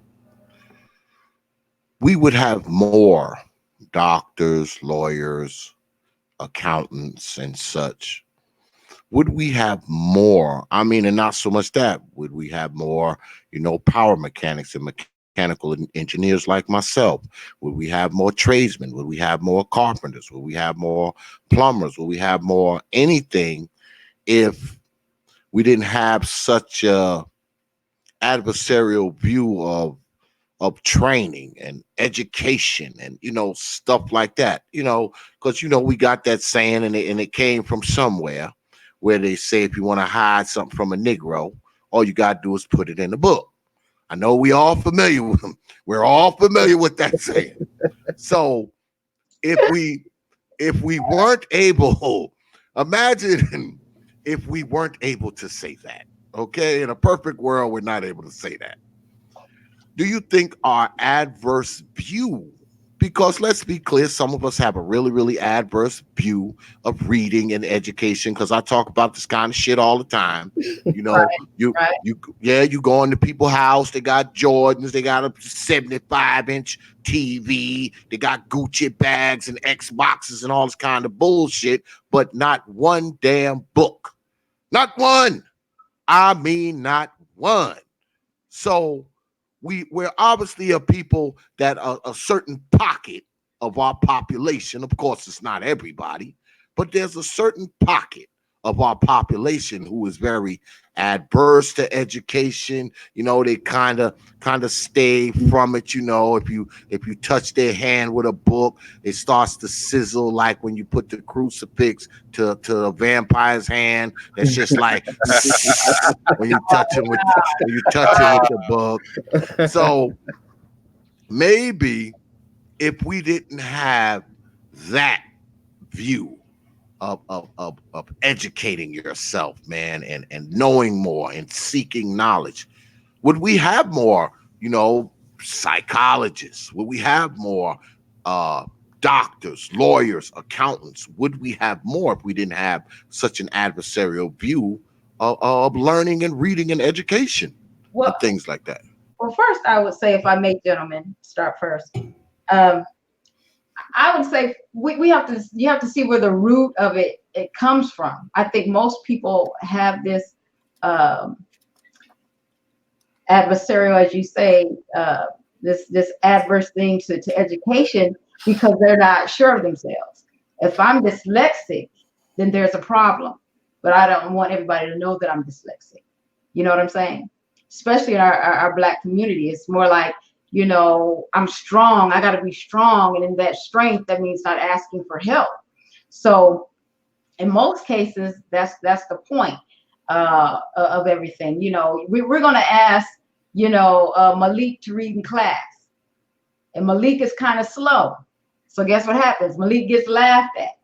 And ever since that time, that first time that his classmates laughed at him, I refuse to read in class. So now every time I get asked to read in class, my behavior is going to kick up. Well, you're going to have to send me to the office, right? So these things begin to happen. So, you know, you just get by.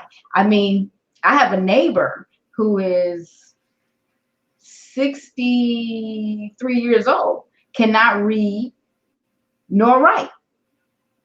But how, you know, you've been living this long is based on symbol. Like everybody knows the Coca-Cola symbol, you know, everybody knows the Pepsi symbol, everybody, you know, these things. And so you just kind of barely get by.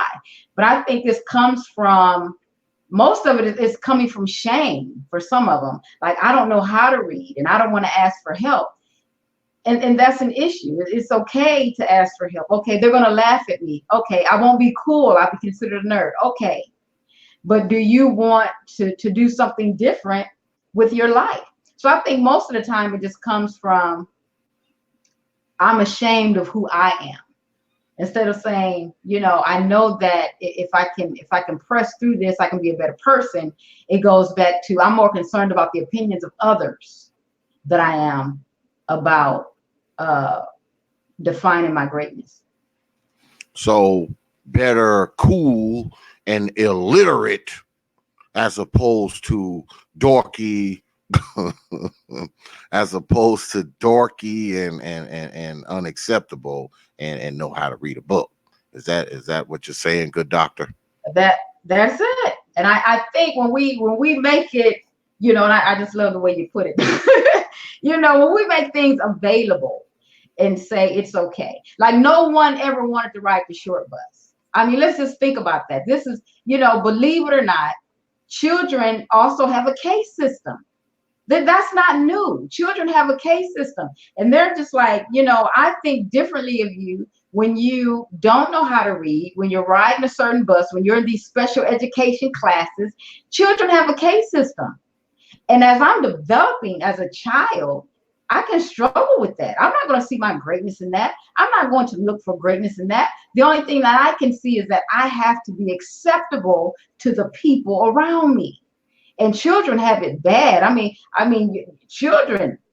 I'm not talking about grown folk. I'm not talking about people by the time you get to college. I'm talking about as young as preschool children. They will clock you. You know, if you get rejected in preschool, you can forget. Okay, about having any other friends the rest of your elementary school days, because that's just what they do. And so for us to deny that, for us to say that, oh, children are so sweet, that doesn't happen. Listen, if little Johnny puts you out of the sandbox and he doesn't let you back in, everybody's going to know that. And so when they get in the sandbox, they're going to do what he did, although they may not feel the same way. But I don't want to be ostracized, so I'm going to do as my peers do. And that can be a struggle. And it gets worse as you get older, you know, especially when you get into like junior high and high school, you know, because if everybody see you going into the classroom that don't have windows, you know, you're going up in that one, they're like, and they see you in that classroom like every period, you know, as other people are changing periods, you're in that one classroom every period. Right. Man, they tear you up to pieces. I mean, Because I used to be one of the people tearing them to pieces. So I know. I know that people will tear you to pieces, especially if you're in that classroom with no windows on it. Because all classrooms got windows except that one. That one has no windows. There is no windows because they're afraid you'll jump out of them. But let me ask the brothers the same thing. Like, do you think that there's this adversarial view of learning, reading, educating yourself? Do we have an adversarial view of that in you brothers' opinion? All right, I'll go. I don't believe it's an adversarial view. I believe that it's, as I mentioned earlier, we are too busy, too comfortable living in the here and now. Again, I can only speak for me, and even at the schools I went to, I didn't see the standout kids getting picked on. If anything, people wanted to sit next to them so they could cheat, especially with me because I write big, things of that nature. So hey, brother Leon sitting next to me, he high as all get out, but he constantly looking to the right so he can get these answers. And that's cool. So, and I'm gonna say that we look for shortcuts. We look for a ton of shortcuts. With business, almost with everything that we do.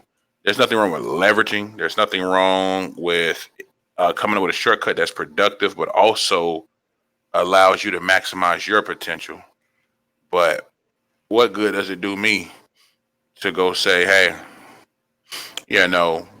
I'm the bishop of thought, and now here I am on another YouTube deal somewhere, paraphrasing everything you say on every podcast you do.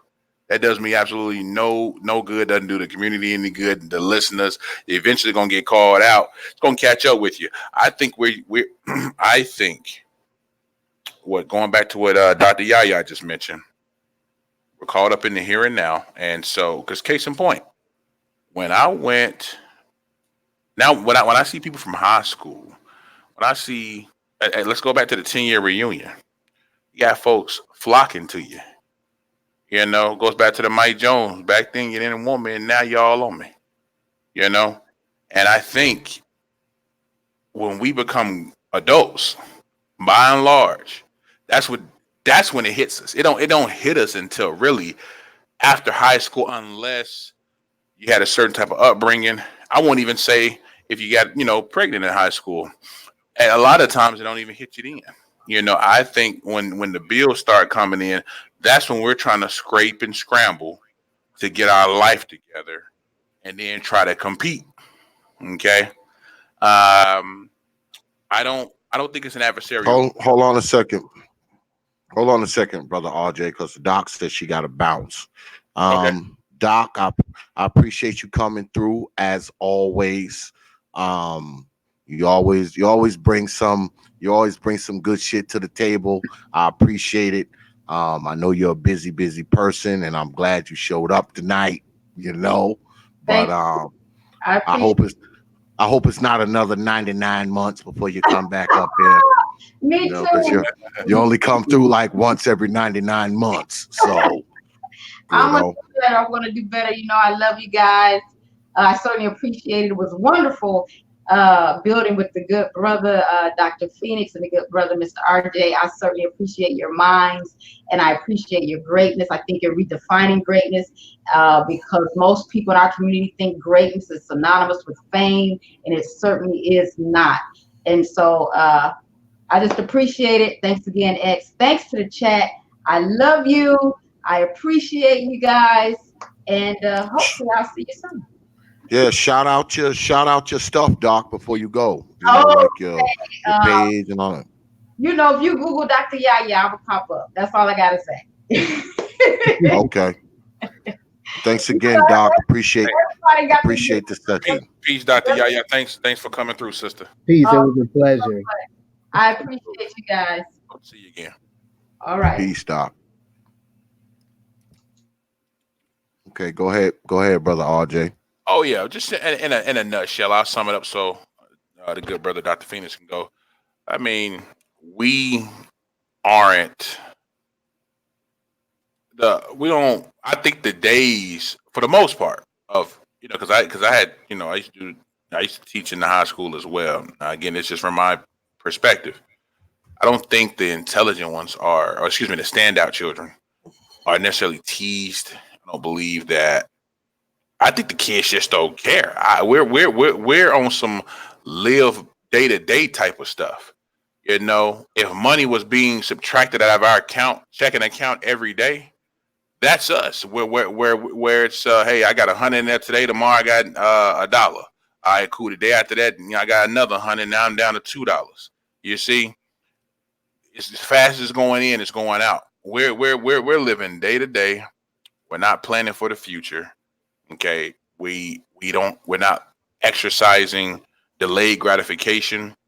Again, that's what I'm seeing, and that's what I'm attempting to fight against. I need us to truly understand the beauty behind delayed gratification, um, and understanding our path. Man, there isn't a there isn't a situation, at least again from my assessment, where we're just making a big deal. Oh, look at brother Phoenix over there. He's a smart kid. Yada yada yada. Like I said, the ones who aren't standout or who's being lazy, they'll come try to befriend them. They'll want to cheat off of them.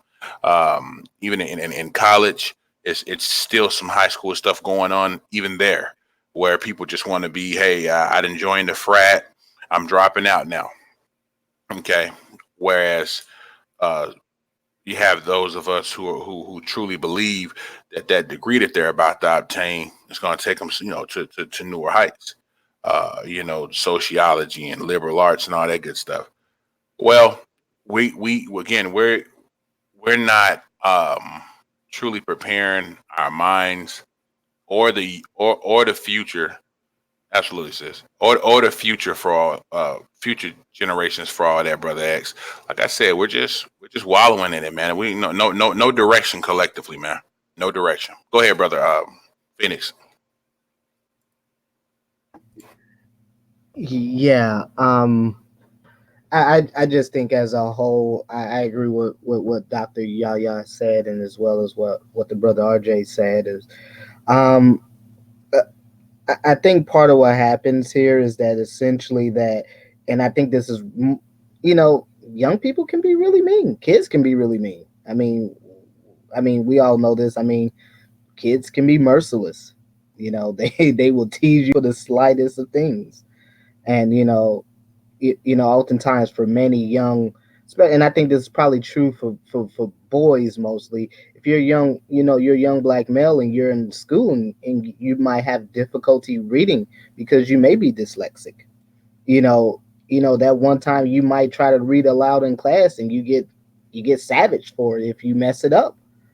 It can be traumatic, and I think for many, I think for black boys specifically, um, going through school, going through academia in your formative years, and certainly in high school years, can be pretty traumatic for many black boys. And I think again this goes to where it's much easier to become the class clown, or it's much easier to just embrace just acting up or doing silly stuff in class, you know and it takes you down a pathway where you're kind of more or less just entertainment.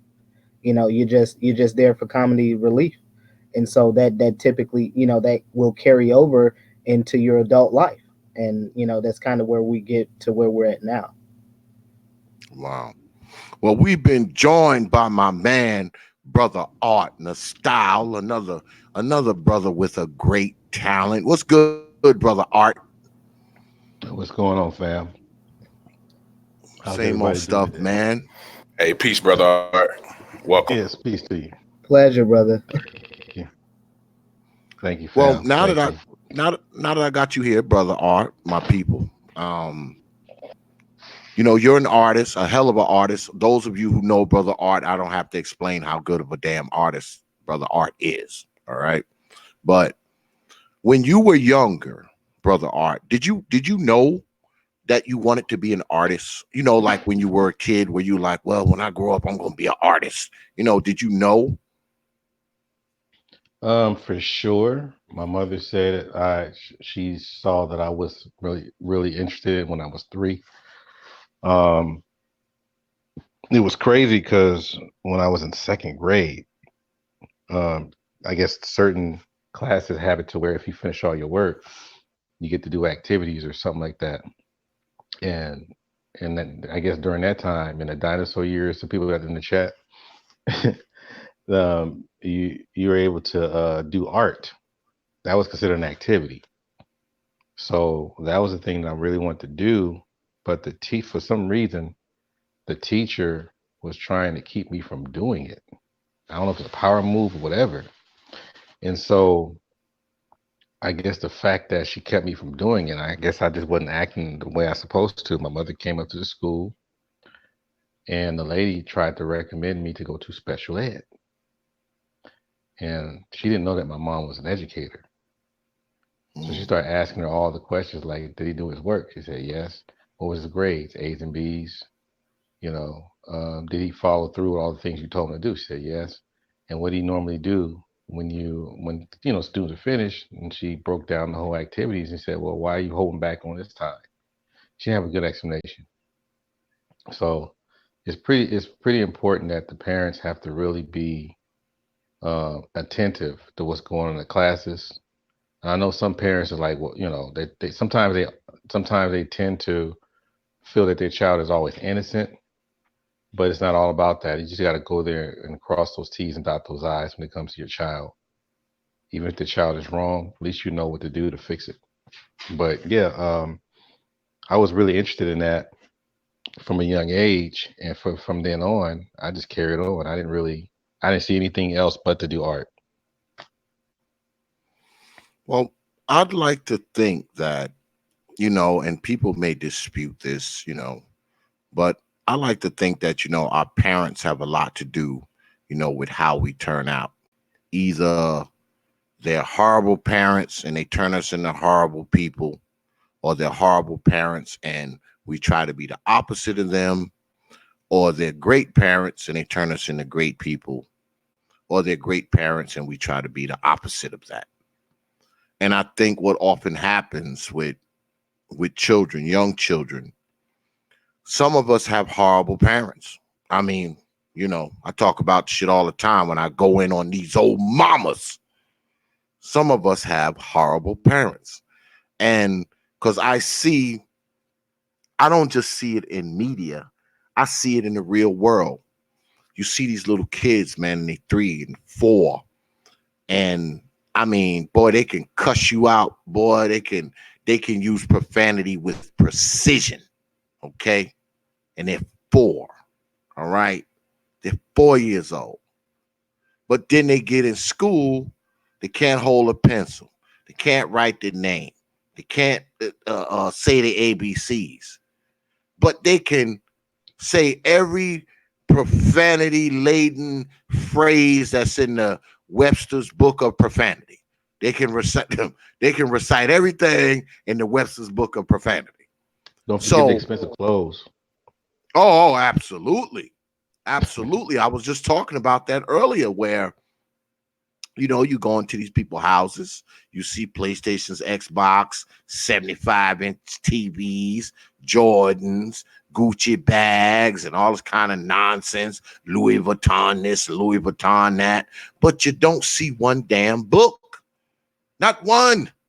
I mean, not one. And you would think that this was just something abnormal, but I don't believe that. This is something that goes on in a lot of households, okay? A lot of our households are like that. And I think it's a problem because I don't think that we should only be trying to be great when we're in school. Just like I don't believe the only time we should be reading and writing is in school. And I think there's a false narrative amongst us in Black society that the only time you should be reading and or writing and or doing math or studying or learning is when you're inside the school. I think that that's this narrative that we have. And I think often that stymies some of the success of some of these children because, see, the only time they're getting any reading, writing, or mathematics is when they're in school. So when they're home, they're not doing any of that. None of that's going on. There's no writing going on. There's no reading going on. There's no counting going on. So we can't be surprised when we see a majority, because I always cite this study, and I hope it's changed by now. Do y'all know that 20% of Black children only are reading on a grade level by the fourth grade? And it's about the same with mathematics. Only about 20% can perform mathematics at grade level by the time they're in the fourth grade. So what does that mean for the other 80%? That means that other 80%, they can't count, they can't read, they can't write. And, we often blame the educational system. But something I always say, and I know y'all have heard me say this before, your ass home with your mama 4-5 years before you even go to school. It ain't like you born and the next day, right after you born, you're in a classroom. No, you home with your damn mama 4-5 years before you even go to preschool, kindergarten, all that shit. So what's going on at the crib? She ain't reading you baby books. She ain't teaching you numbers, colors, words, your ABCs. She ain't teach you none of that shit. I mean, she teaching you how to cuss. She's teaching you how to use profanity with precision. But when your little ass get in school, can't read, can't write, can't count, can't learn, can't do math, can't do none of that shit. So I think what we got to do is we got to look a little deeper when it comes, because it's hard to be successful at anything if you don't have any type of education. I mean, because even if you're a person who doesn't know how to read or write, okay, and you go into a trade, because I know brothers that's in trades that don't know how to read and write and shit. Somehow they made it in the trade. You still have to be educated in that trade, even if you don't know how to read and write. Okay, you have to be educated in that trade, whether it's plumbing, carpentry, electrical, whatever. And most of those trades require reading and writing to begin with. But shit, you can't even be a good garbage man if you're not trained to be a garbage man. So I think we lack these things that are kind of educating, that we need to educate us. All right. And I think we need to stop turning our nose up at certain things, because you got brothers. I've heard brothers say, "Oh, I don't want to be no garbage man." I've heard people say, "Oh, I don't want to be a cop. I don't want to be a fireman. I don't want to." And you hear this kind of shit, and it's like, wait a minute. You don't want to be a garbage man. Hey, what's good, brother Info? I see you up there. I'm going to send you the link, man, if you want to hop on. You say you don't want to be a garbage man. You say you don't want to be a plumber. You say you don't want to be a cop. You say you don't want to be the shit, but you'll sit in front of the fucking Xbox for 9-10 hours a day for nothing. But you won't go out and sweat pipes and run plumbing systems for money. I've heard people say, "Oh, I don't want to work at McDonald's. I don't want to work at Walmart." Wait a minute.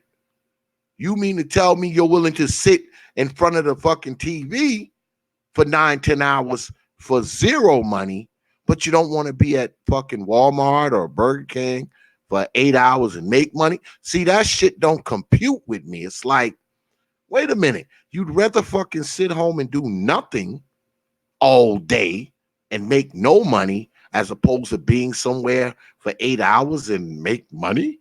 What am I missing here, folks? What am I missing? Please, somebody tell me. What am I Yeah. missing, brothers? We've actually had these conversations over at the Black Brain Trust on a number of occasions, and I have specifically talked about when do black kids, specifically black boys, start to fall behind in grade school, and typically they start to fall behind somewhere between the third and fourth grade, and eventually what happens is that many of them ultimately get put into special ed, and I mean, I typically don't wade in these waters, but I think this needs to be said because I've seen this. Pull the trigger, Doc Phoenix. Doc, this is the TPOT YouTube page. Pull the trigger. But I'm just gonna be honest. These boys get pushed. Black kids, and boys specifically get pushed into special ed because essentially they become a check. They're a check. They're a check for the mama. They're a check for the school system. They're a check for that district. I mean, again, the school gets about 10 grand or so off the kid. The mom might get a kickback, maybe $1,000 or something like that a month. And unfortunately, once these kids get the stigma of being in special ed, they can never escape that. That follows them through their entire academic career. And to be real frank, the city I'm in now, there's a whole school district in the city I'm in. I'm in Milwaukee, and you literally have the entire school district where the kids are classified as special ed. And I mean, this is sad because again, even if these kids by just through sheer determination, hard work, manage to catch up to get to grade level, they're still going to be a number of steps behind their peers. They will never catch up to them. And this is what happened. This is a lot of times this is what you see what happens with a lot of black kids who go to with black children who ultimately end up going to college. This is why you see the dropout rates for black undergrads so high, and also as to why black undergrads are typically taking around 6 years, 7 years. I know undergrads that took 8 years to get a baccalaureate degree. And because again, they start to fall behind. These things are not encouraged within the families, within the communities, and it just becomes it's a repeating cycle. So are we participating in greatness being denied? And when I say that, what I mean is, are we not giving children the tools they need as young little people to be great when they become adults? Are we doing that?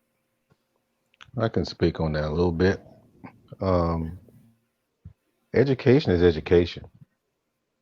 You can get at home, street, institution.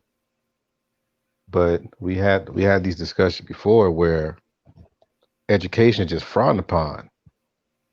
I mean, if you can remember, because we're sort of close in the same generation X, that when hip hop came about, when the conscious hip hop, did you know that it really brought a lot of business to black bookstores? Mm-hmm. They were flourishing. You talk to anyone that had a black bookstore back then, they would tell you. I mean, it was cool to know shit. Okay, it was cool back then. It was all that. But right now, I mean, it's funny because it's not just the brothers and the sisters, but it might, I think it's anywhere in this country where if you have some kind of professorial type delivery or some kind of educational background, somebody's always trying to poke holes on it rather than just learn from it, whether it's good or bad. And, you're looking at that with our children. So like the brother was saying earlier, is that there's so many benefits of being special ed. You could even get free college education if you special ed. I mean, you got perks up the yin yang. And matter of fact, you don't even have to stick with like a lot of the guidelines in your district. You know, a lot of special ed classes are no more than five students. You know, and let's be real. Some of those people in education, I mean, in a special ed, are not really special ed. Mm, They're just there because it's easy. wow. Do you run into that a lot? Because I know you're a professor, you're a teacher. Do you run into those instances, brother Art? Do you see stuff and you be like, you know what, this kid don't even belong here. His mama just got him here All for the a check. time. All the time. Don't get me wrong. We have some that, you know, like the Forrest Gumps and Sling Blade. We have those, but we do have some to where, like you were saying, back in high school, there, you know, when I, you know, my high school, they had the trailers. Mm, So that's way in the back somewhere. And usually when you look in, you know, how they have the doors kind of open, you kind of see like the legs start popping out, but you don't see the actual people. So mm, usually, you know, I don't know if you remember Purple Rain when Morris Day passed by Prince's room and he could mm, and then everybody like looked back and said, "How's the family?" mm-hmm. You know, I mean that's how they were treated. You know, because you were shocked, like you're in this class, what? You Yeah. know, but you know, all jokes what you aside, what you doing in here? yeah, we you hanging out with us during lunch, but you in this class, and they all hide their face, you know. But now it's like, who can, you know, they don't care anymore today. It's like, whatever, I'm special, whatever. Or they Yeah. call it SDC or something like that, Yeah, yeah, you some know. old bullshit.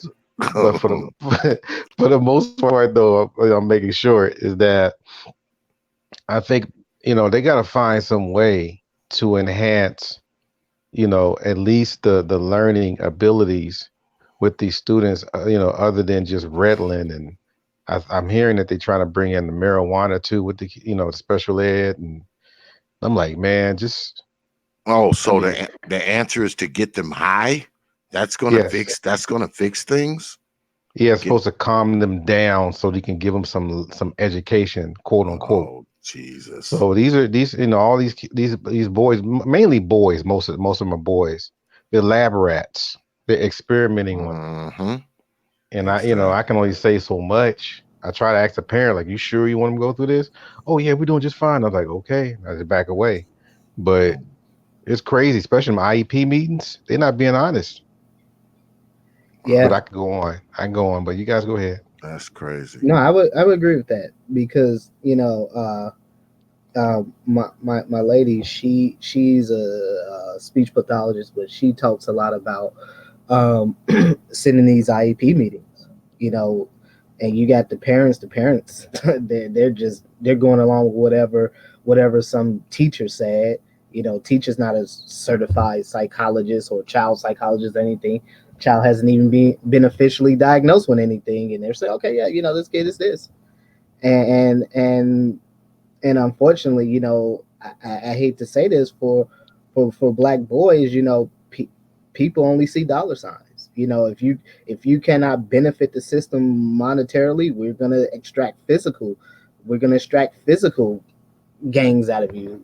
There's always a way to try to turn a black boy into a commodity. And again, to go along with the theme of this broadcast, I mean, this is one of the ways that you stymie black greatness.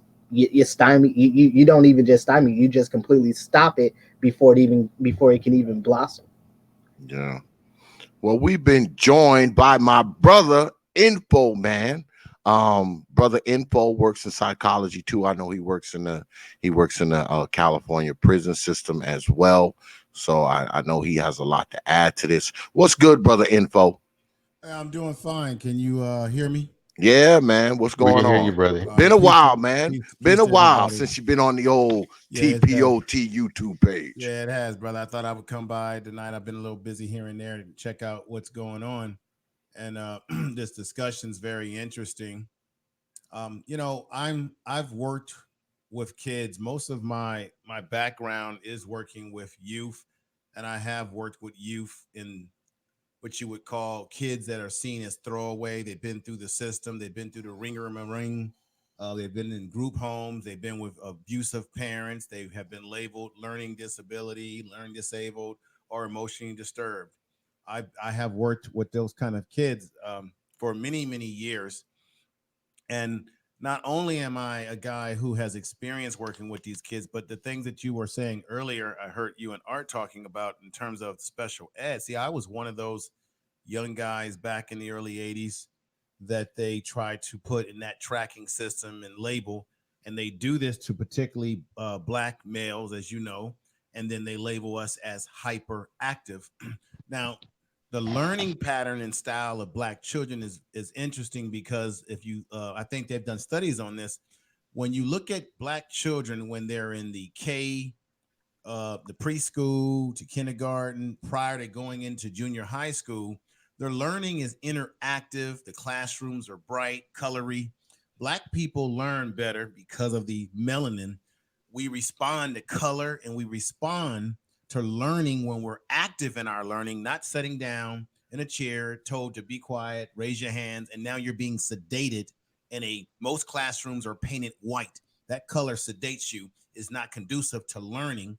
And so Black children, once they leave that style of learning and now it becomes this conventional style of learning and it doesn't fit our rhythms, our natural rhythms as a people, then Europeans and Black folks that will sell out this way will go into labeling Black kids as hyperactive. The behavior is not a normal behavior because we like to be active in our learning. So it begins in that particular period between the time we come out of preschool, kindergarten into the junior high school years into high school, where young Black males are demonized. Now, I was that such young Black male that they tried to demonize, and my family, my mother, my parenting, they had my back every step of the way. Usually, what happens, they will railroad Black male children, particularly when you do not have parents that are fully involved in the child's education if they can't okey doke. And how can we expect Black women, Black men, and in the Black community to be up on what's happening educationally and how they're being okey doke if they've been educated by the same damn system that their child's being educated by? So it's the blind leading the blind. And this is going to continue happening, gentlemen, as long as Black people are not educating our own children. As long as you send your kids, we're in a goddamn, I don't care what anybody thinks, we're in a damn war zone. And we are in this damn, we're behind we're behind from this line. And everything that happens to us and our children is a result of the environment that we're in. White folks it is not in their best interest to see us prosper and be educated and educate ourselves and be strong and prepared for the society. It's in their best interest to destroy us as quickly because the Black males are a danger in terms of the potential of what we could bring to not only the society, but to our own families. This is why you have this sort of stuff happening. You have teachers that will tell your child, oh, your child can't learn, your child can't do this. Put you through a tracking system. They put you in classes like they tried to do me with people who have behavior problems when you don't even have a behavior problem. This is what they constantly do to our children. And we're going to continue to have these problems as long as we put our kids in these type of schools that we don't have any say or control over. That's just that simple. And then I'll leave with these last statements too, brother, is that if we talk about these issues, then we need to also realize what are the solutions. And as long as Black males, Black men are not willing and able to first work with your family, first starts with your family, but to work with young males to get them past the threshold of this kind of how they're tagged and labeled. To me, it's on us as Black men to be the first teachers of our young men. They have to see us in action, in movement. See, on YouTube, everybody talks about what the problems are, but nobody is ready for action. And when I ask people what are they doing, nobody can say anything. It gets as quiet that you can hear a rat or a mouse piss on cotton. That tells me everything I need to know.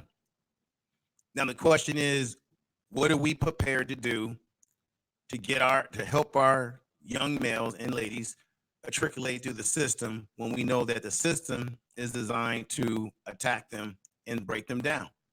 See, we can laugh and giggle about this, make jokes even. But guess what?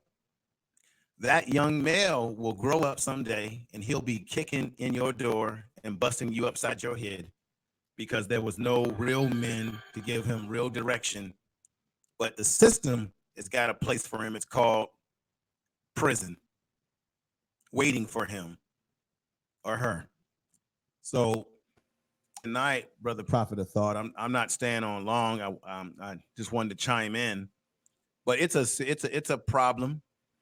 And Arts is a teacher, so he sees it at the front line level. But as long as we don't do anything, it's going to continue happening. And I'm going to continue doing the things that I do to turn that tide best I can as an individual. So thank you for I know them. Speak. I know them streams you've been doing lately, man. Them shit's been official, brother Info. I've been peeping them shits, man. They've been official, man. The shit you've been doing the last couple of weeks, man, has been good shit, brother. I'm Very trying good my shit. best. I'm trying my best. No, you're doing the best. Yeah, man. You're doing it. This conversation that you brothers are having is needed. It is much needed. 100% needed. You brothers all on here are intelligent men. I've heard you all speak intelligently. I sometimes wish that we weren't in these conditions, brother, that we were in better conditions, but it is what it is, and we do the best we can. You always say, Brother X, that the first responsibility you have is to your family that is under your crest. So I have a daughter, and it's my responsibility to do what I can to prepare her for the world that she will go into. And that's really my responsibility. If I'm able to help a young man along the way, get involved in a program or promote money, give money to a program that's doing the work that I may not be able to do on a certain level, then I'll do that as best I can. It's a tough world we live in, man. It's a tough world. Yeah, man. Let me ask you brothers this though. You know, we often talk about the system and, you know, the white power structure and all that kind of stuff. Mm-hmm. And, you know, all you brothers that's up here, you know, you're great in your own right with what you do. Your greatness, who do you think recognizes it more? The brothers or others? Who recognizes your, and I'm talking about you individually, who recognizes your greatness, your skill, your craft, your gifts? Who recognizes it more? Do black people recognize it more, or do white people, Latino people, or Asian people admire it more? I'll take this one, and it's a shame, but I have to be honest. I find that other race of people are able to peep what I'm about more than my own race of black people that I've been around. Now, I have been around black people, of course, in my family your family's going to always recognize your talents first because hey, they the ones that's raising your ass, right? But overall, I'm usually getting more compliments from people who don't look like me, just in general in the outer world. And that tells me that's sort of a shame because I personally don't think, Brother X, we need to do a show on this. I don't think black people like each other. I'm just going to keep it 100% real with you. Of course we don't. I agree with that. Of course we don't.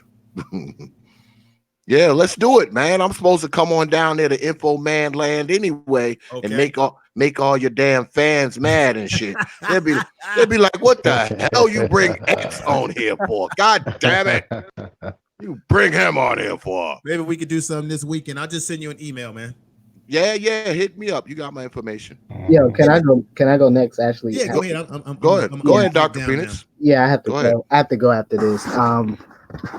I unfortunately, the brother information man said it best. I hate to say this too, but yeah, it's non-black folks. I mean, just to be real frank about it, it's been non-black folks who typically have recognized, you know, who I am and what I do and, you know, what I can bring to the table and all of that. You know, I've gotten those praise and accolades from non-black people. I think this goes back to what we were talking about earlier about, you know, folks want you to do stuff for free because they just genuinely don't respect what you've done. and the value that you can bring to, to Black society, to the community, to people, to, especially, given what I do in healthcare and how we all know that, chronic diseases are our number one killers of Black folks. Yeah, let me take this one. Mine is kind of weird. Mine is kind of weird. Um, because I do have a lot of recognition from my people, but when it comes to non-Black people, they offer money and they pay more. That's the thing. But as far as Black folks, you can draw, huh? Yeah, that boy good. I get that. But when it comes to sometimes, coming out your pockets and paying what I'm worth, I gotta oblige the whole homeboy discount stuff like that, just out of the kindness of my heart. People, some of my people, my friends, like, man, why you doing this? Because I kind of understand, but at the same time, I don't let it go too far. But for the most part, mine, like I said, mine is kind of weird because I do get recognition from my people. It's just a matter that they're just not coming out, they're not really paying me what I'm worth compared to the people that are not Black. So, all right, let me ask you a question, if I may. What I find interesting, what you're saying, brother, is that your people recognize your talents. Black people, our people recognize your talents. But yet, and I'm sure you experienced this, you make a beautiful art piece and they're trying to talk you down on the price. When they know Always. Well, damn not well always. Most they're going to times. give that white boy full price. Mm-hmm. Yep. Yep. Yeah. It's that's the sad part because I'm be real. If I relied on our community to fund me with the arts, I'd definitely be homeless. Oh yeah. You Oh yeah. know. You can forget that. And What so I'm about like, go ahead. what about you, brother RJ? Who recognizes? And I think Dr. Phoenix got a bounce. I don't know if he left yet or not.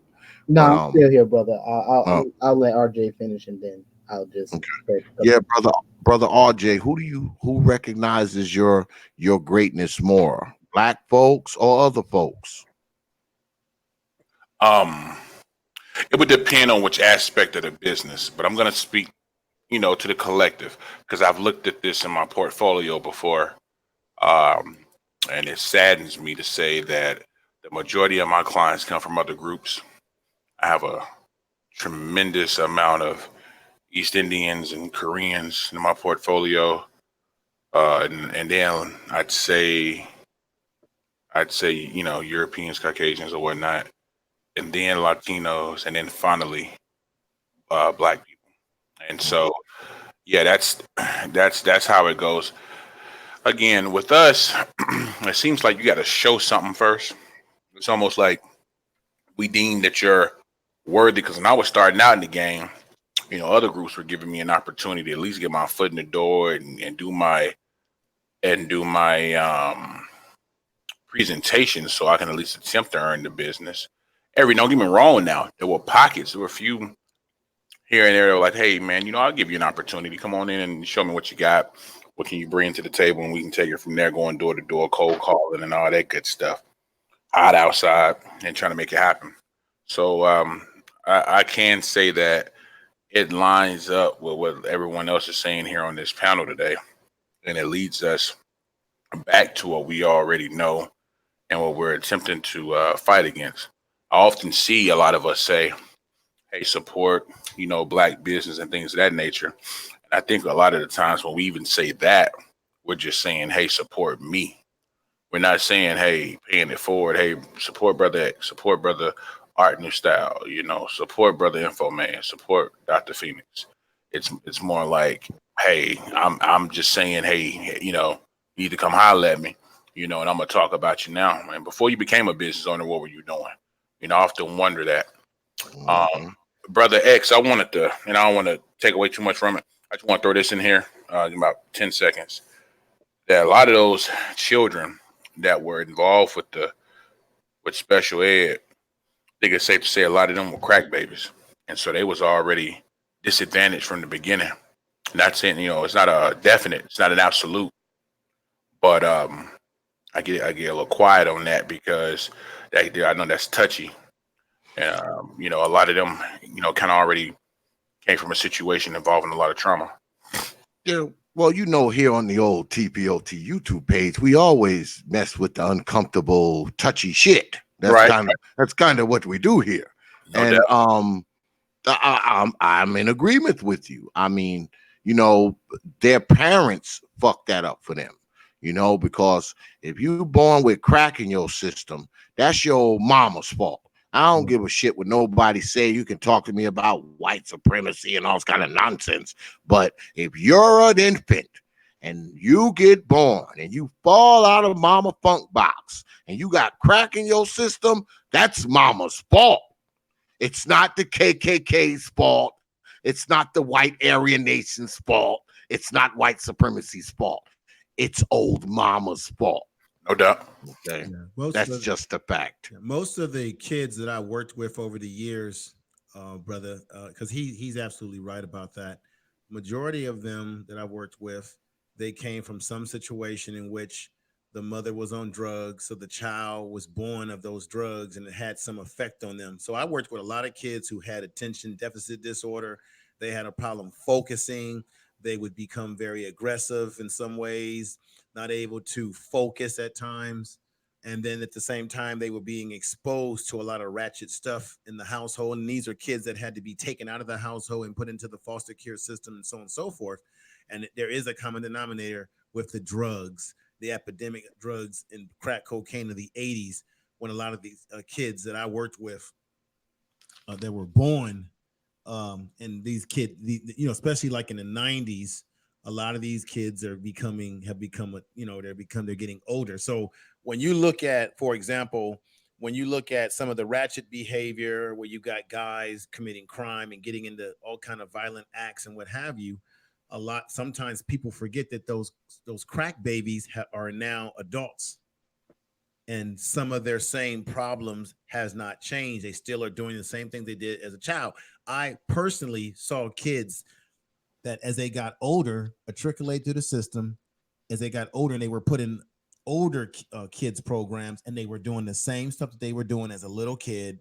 And the next step after they age out of the system. See, nobody talks about how they age out of the system. The next step for them is the police and the prison system.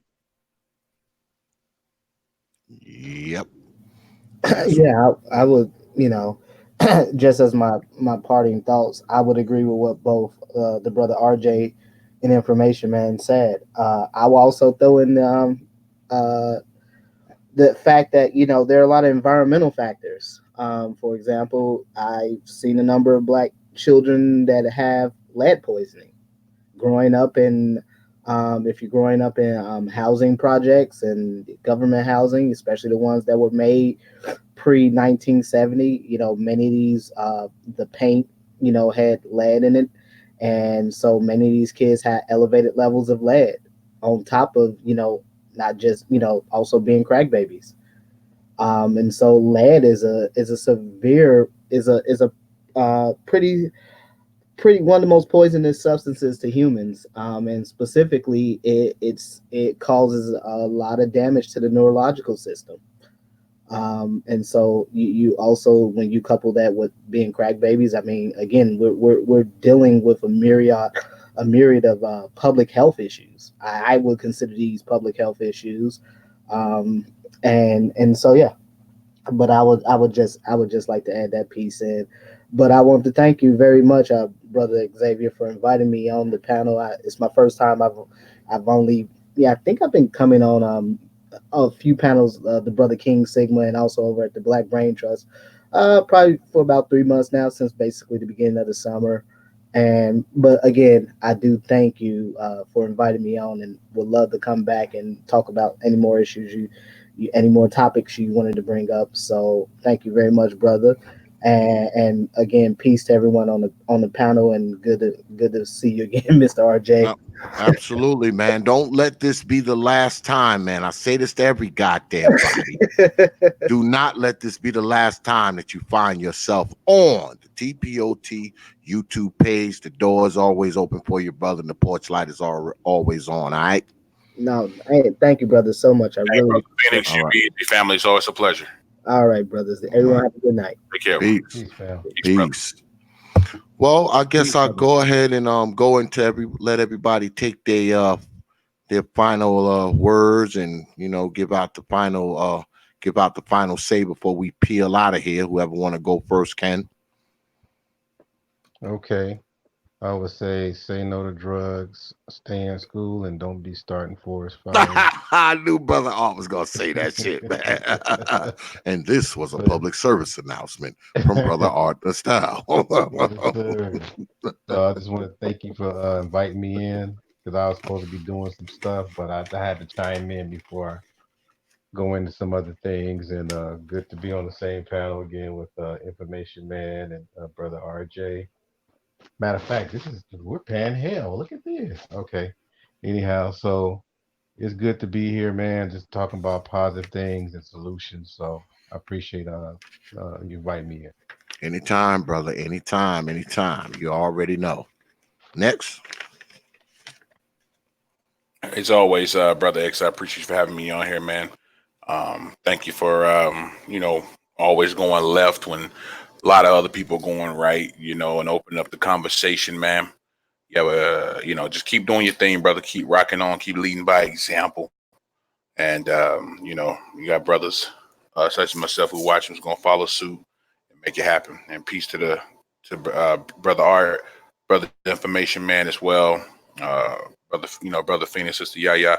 Man, as long as we always say this, so as long as we're doing what we need to do, because Information Man mentioned that it gets quiet oftentimes. So you're right, brother Information Man, because we're okay with the plan and the effery and all that good stuff.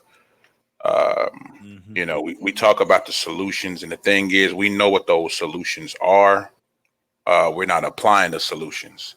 So as long as we're all applying the solutions and doing what we need to do in our day-to-day lives, then that's literally the extent that we can do. I mean, I think it's asking too much of anyone to come through with some old megaphone talking. The fact that Brother X is able to hire people, he's combating the system. He's thwarting a lot of the stuff that we hang our hat on as far as being the issue.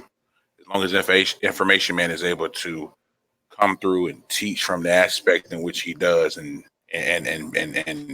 remain self-employed, he's thwarting the acts of others that aren't interested in seeing him excel. So I say, man, all you brothers keep at it, keep doing your thing. And brother Art, I mean, hey, art itself is a part of humanities. So a brother like him, who's that gifted in that arena, he's able to express the humanities of our culture through his art pieces. And so, man, yeah, all of that's you know exemplary of our excellence, man. It don't have to be something that's grandiose. So I just salute you, brothers, and I hope y'all keep doing your thing, man. Keep striving. Oh yeah. I appreciate you too, man. But you and me, we kind of travel in the same circle. So I'm a run into you somewhere on the other side. Oh, absolutely, man. Absolutely. Just I will see you again, my friend. indeed, brother. Indeed. Peace. Brother Info. Hey, well, first of all, I want to thank you, brother TPOT. I appreciate you having me come up aboard this great panel. I want to say peace and love to brother Mr. RJ, Dr. Phoenix, if I got his name correct on here, and of course, brother Art, Nustal as usual, Nustal TV. Everybody, check these brothers out, what they're doing. I just want to say thank you, brother. We definitely gonna have to maybe over this weekend. I don't know what your plans are Friday evening. Maybe I would My love to plan get. my plans is coming down there if you need me to. If you want, Yeah, if I you would want, love to get you brothers on somehow or another well, to do let's do it, something. man. You're You know. supposed to be interviewing me anyway, so Oh, yeah. let's Well, do it. well, we're gonna do that first. We're gonna do Let's that do it. first, and then we're gonna try to get other brothers on. But let me just say this: that this is a great topic. I think brothers, everybody needs to do what they can do within their small bubble of influence, big influence, small influence, whatever it is. It doesn't matter. We can all do something. We may help one cow out, maybe two. Who knows? Your first responsibility is to your family. Have that in check and right. Um, someone in the chat room, I think it was a grown man's business. He made a good statement. He talked about the babies, the crack baby era, and how we can't blame that all on white supremacy or racism. I mean, we do know that there is a thing called environmental racism, which is why you find lid and certain things in certain Black communities. There are some reasons behind that, but personal responsibility is still on us as individuals to make the best decisions that we can.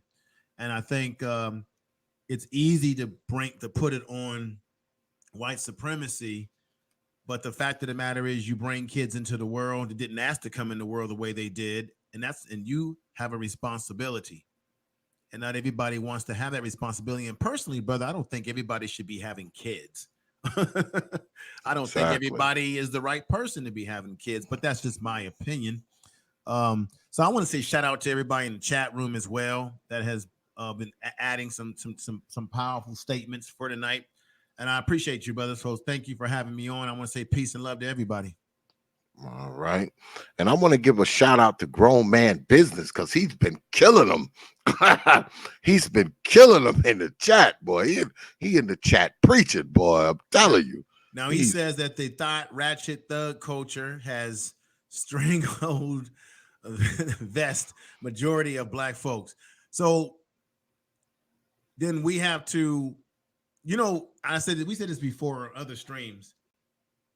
Black people in some of our communities who do not display the most gracious example of us as a people, they do it, brother TPO, because they don't have any fear of punishment for their misdeeds. Yep. In other cultures, you're going to get punished. And I know I lived in San Francisco, International City, and I used to see how the other ethnic groups got down when even their kids were being ratchet.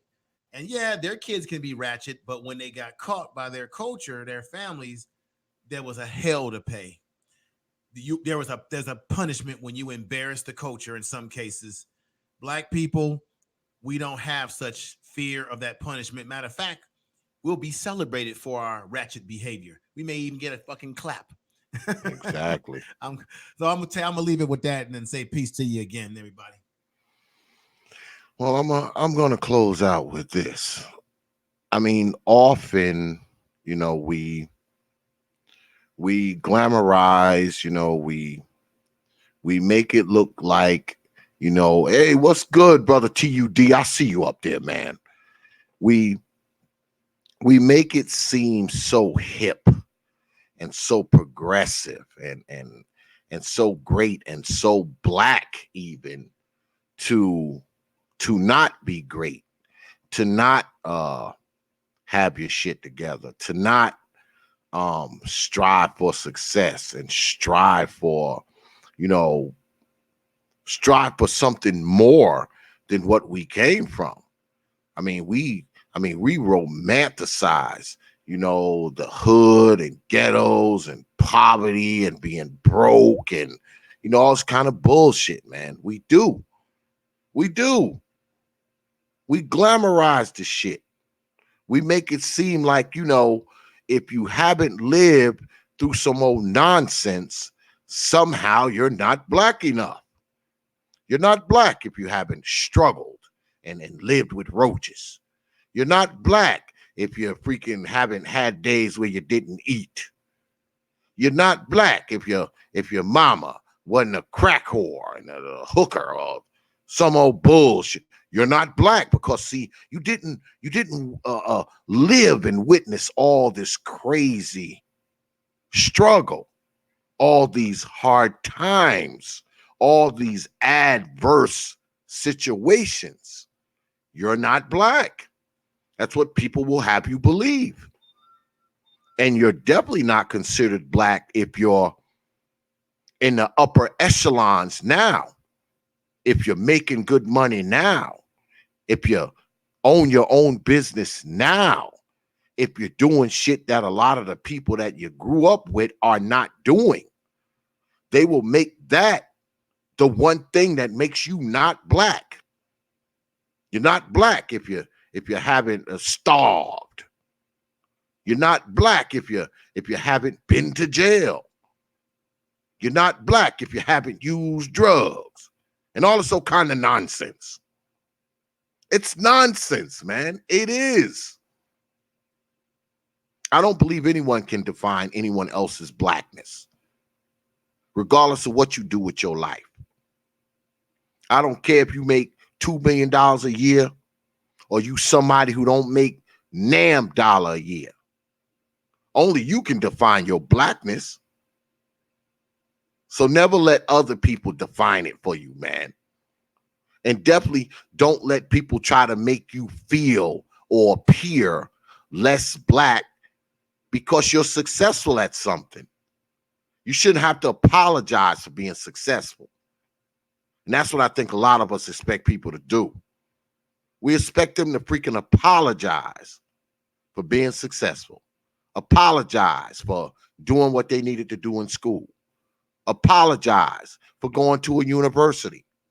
Apologize for not going to jail. Apologize for not selling dope or living in the projects or screwing around with baby mamas. They want you to apologize. Because, see, a lot of times within Black society, we feel like if you are all of that, you somehow did something wrong. Yeah, you did something wrong by studying hard. You did something wrong by focusing on your career and your life. You know why? You know why they make it appear that you did something wrong? Because they didn't do it. They didn't focus on career. They didn't focus on their life. They didn't focus on being successful. They focused on other shit. You look up, you're 30, you're 40, you're 50 years old. And you ain't got shit going on in your life. But the people who do got things going on in their life should apologize for it. They should apologize for being great. To me, that's just absurd. It's absolutely absurd. But we got people who think that. We got people who speak that. We got people who believe that. And that's the sad thing. That's the sad thing. And they only believe that for one reason, man. Because, see, they were ignoring not your greatness. They were ignoring their own greatness. They were ignoring their own greatness. And they know it. They know it. Even if they don't say it, even if they don't cop to it, even if they continue to try to make you apologize for your greatness. When it comes down to it, they know they just ignored their own Black greatness. And that's why they are where they are right now. I'm just saying. But anyway, good show tonight. Serious topic. Yeah, you know, we ain't been fucking around here at TPOT lately. Shit's been real serious up in here. Serious topics for serious folks. All right? So, this is what I need y'all to do. I need you to get on down to the Proper Thought series on Facebook. That's Proper Thought, one word, series, the next word on Facebook. That's our main page. It's a community page. Go ahead, like the page, share the page, follow the page. You can even drop D.X.L a line down there. You can send me a message. I'm guaranteed to get back to you within 24 and 168 hours. Also, while you're on Facebook, get on down to the Proper Thought Series fan group page on Facebook. That's the Proper Thought Series fan group page on Facebook. Go ahead, request to be a member. You're guaranteed to get up in there. It's been cleaned up. because there was a lot of bullshit going on. I didn't even know about it because I don't really be on the page like that. I didn't know that so much bullshit was going on down there. So a lot of people that got kicked the hell out because they was putting bullshit up in there and just doing a lot of crazy shit. You know, you got dudes, you know, sending in pictures of their genitals and freaking chicks doing the shit too. So, you know, a lot of people found themselves kicked out. If you want to come up in there and join the group, don't come in there with no stupid shit because your ass is going to get kicked out or you probably won't even get in because it's a tight ship down there now and I don't even run it. I don't even admin it, but I'm letting you know right now, you trying to join the group. Don't try to come up in there with nothing crazy because it just ain't gonna fly. I'm just saying. But get on down there, request to be a member, guaranteed to get in. If you have any problems getting in, just drop me a line, you know, and I'll talk to my admins and, you know, I'll have them get you up in there. Because like I always say, believe it or not, my shit be getting blocked in there. Yeah, my shit gets blocked. So there you have it. Also, check us out on WhatsApp and Instagram. That's Proper to Thought. Leave out the series on Instagram. Follow us on Instagram. You guaranteed to get a follow back. And of course, the coup de grace, Twitter. What else? The Twitter handle is at TPOT Media. That's at TPOT Media on Twitter. Go ahead, follow us on Twitter. Because if you don't, I will haunt your old mama in her dreams for the rest of her miserable life. Once again, I want to thank everybody for coming out tonight. I want to thank my mods in the chat. I want to thank everybody who super chatted tonight. I appreciate you all the people who donated tonight. I appreciate all of you. I appreciate everybody in the chat. And most importantly, I thank you for spending some time with us tonight and watching us, hanging out with us on the TPOT YouTube page. And I also want to thank my most distinguished guests, Brother InfoMan, Brother Art, Dr. Phoenix, and of course, the famous Dr.YaYa and the guest of honor, my man, Brother RJ. Good show tonight. I thank all of y'all for coming through. Make sure you back here next week, same time, same channel, 9:30 p.m. Eastern time on the TPOT YouTube page. I don't know if we're going to do a show on Wednesday, but y'all know we always do one on Thursday. I'm going to try to squeeze one in Wednesday, but I don't know. I'm going to try. But Thursday, we on 9:30 p.m. Eastern time on the TPOT YouTube page, home of D.X.L. You know. So, with that, I will leave you with 3 words, you know, like I always do. Open your mind.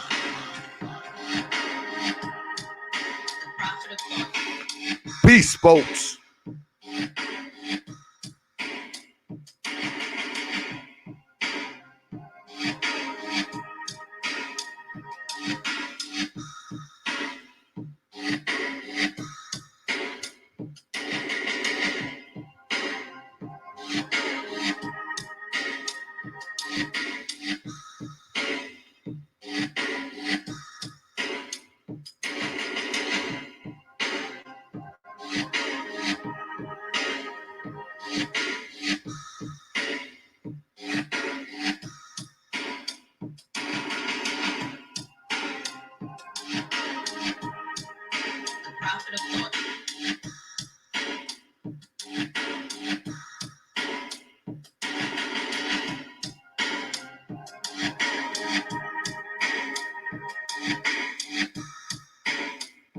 You know.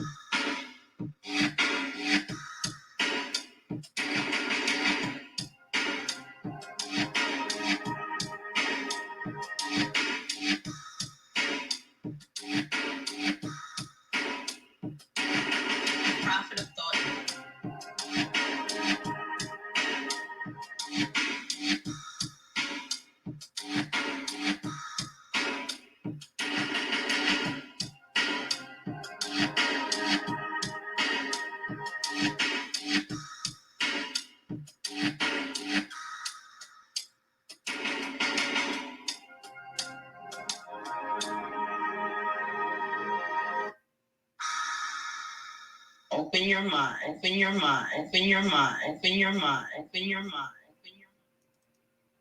Only from TV.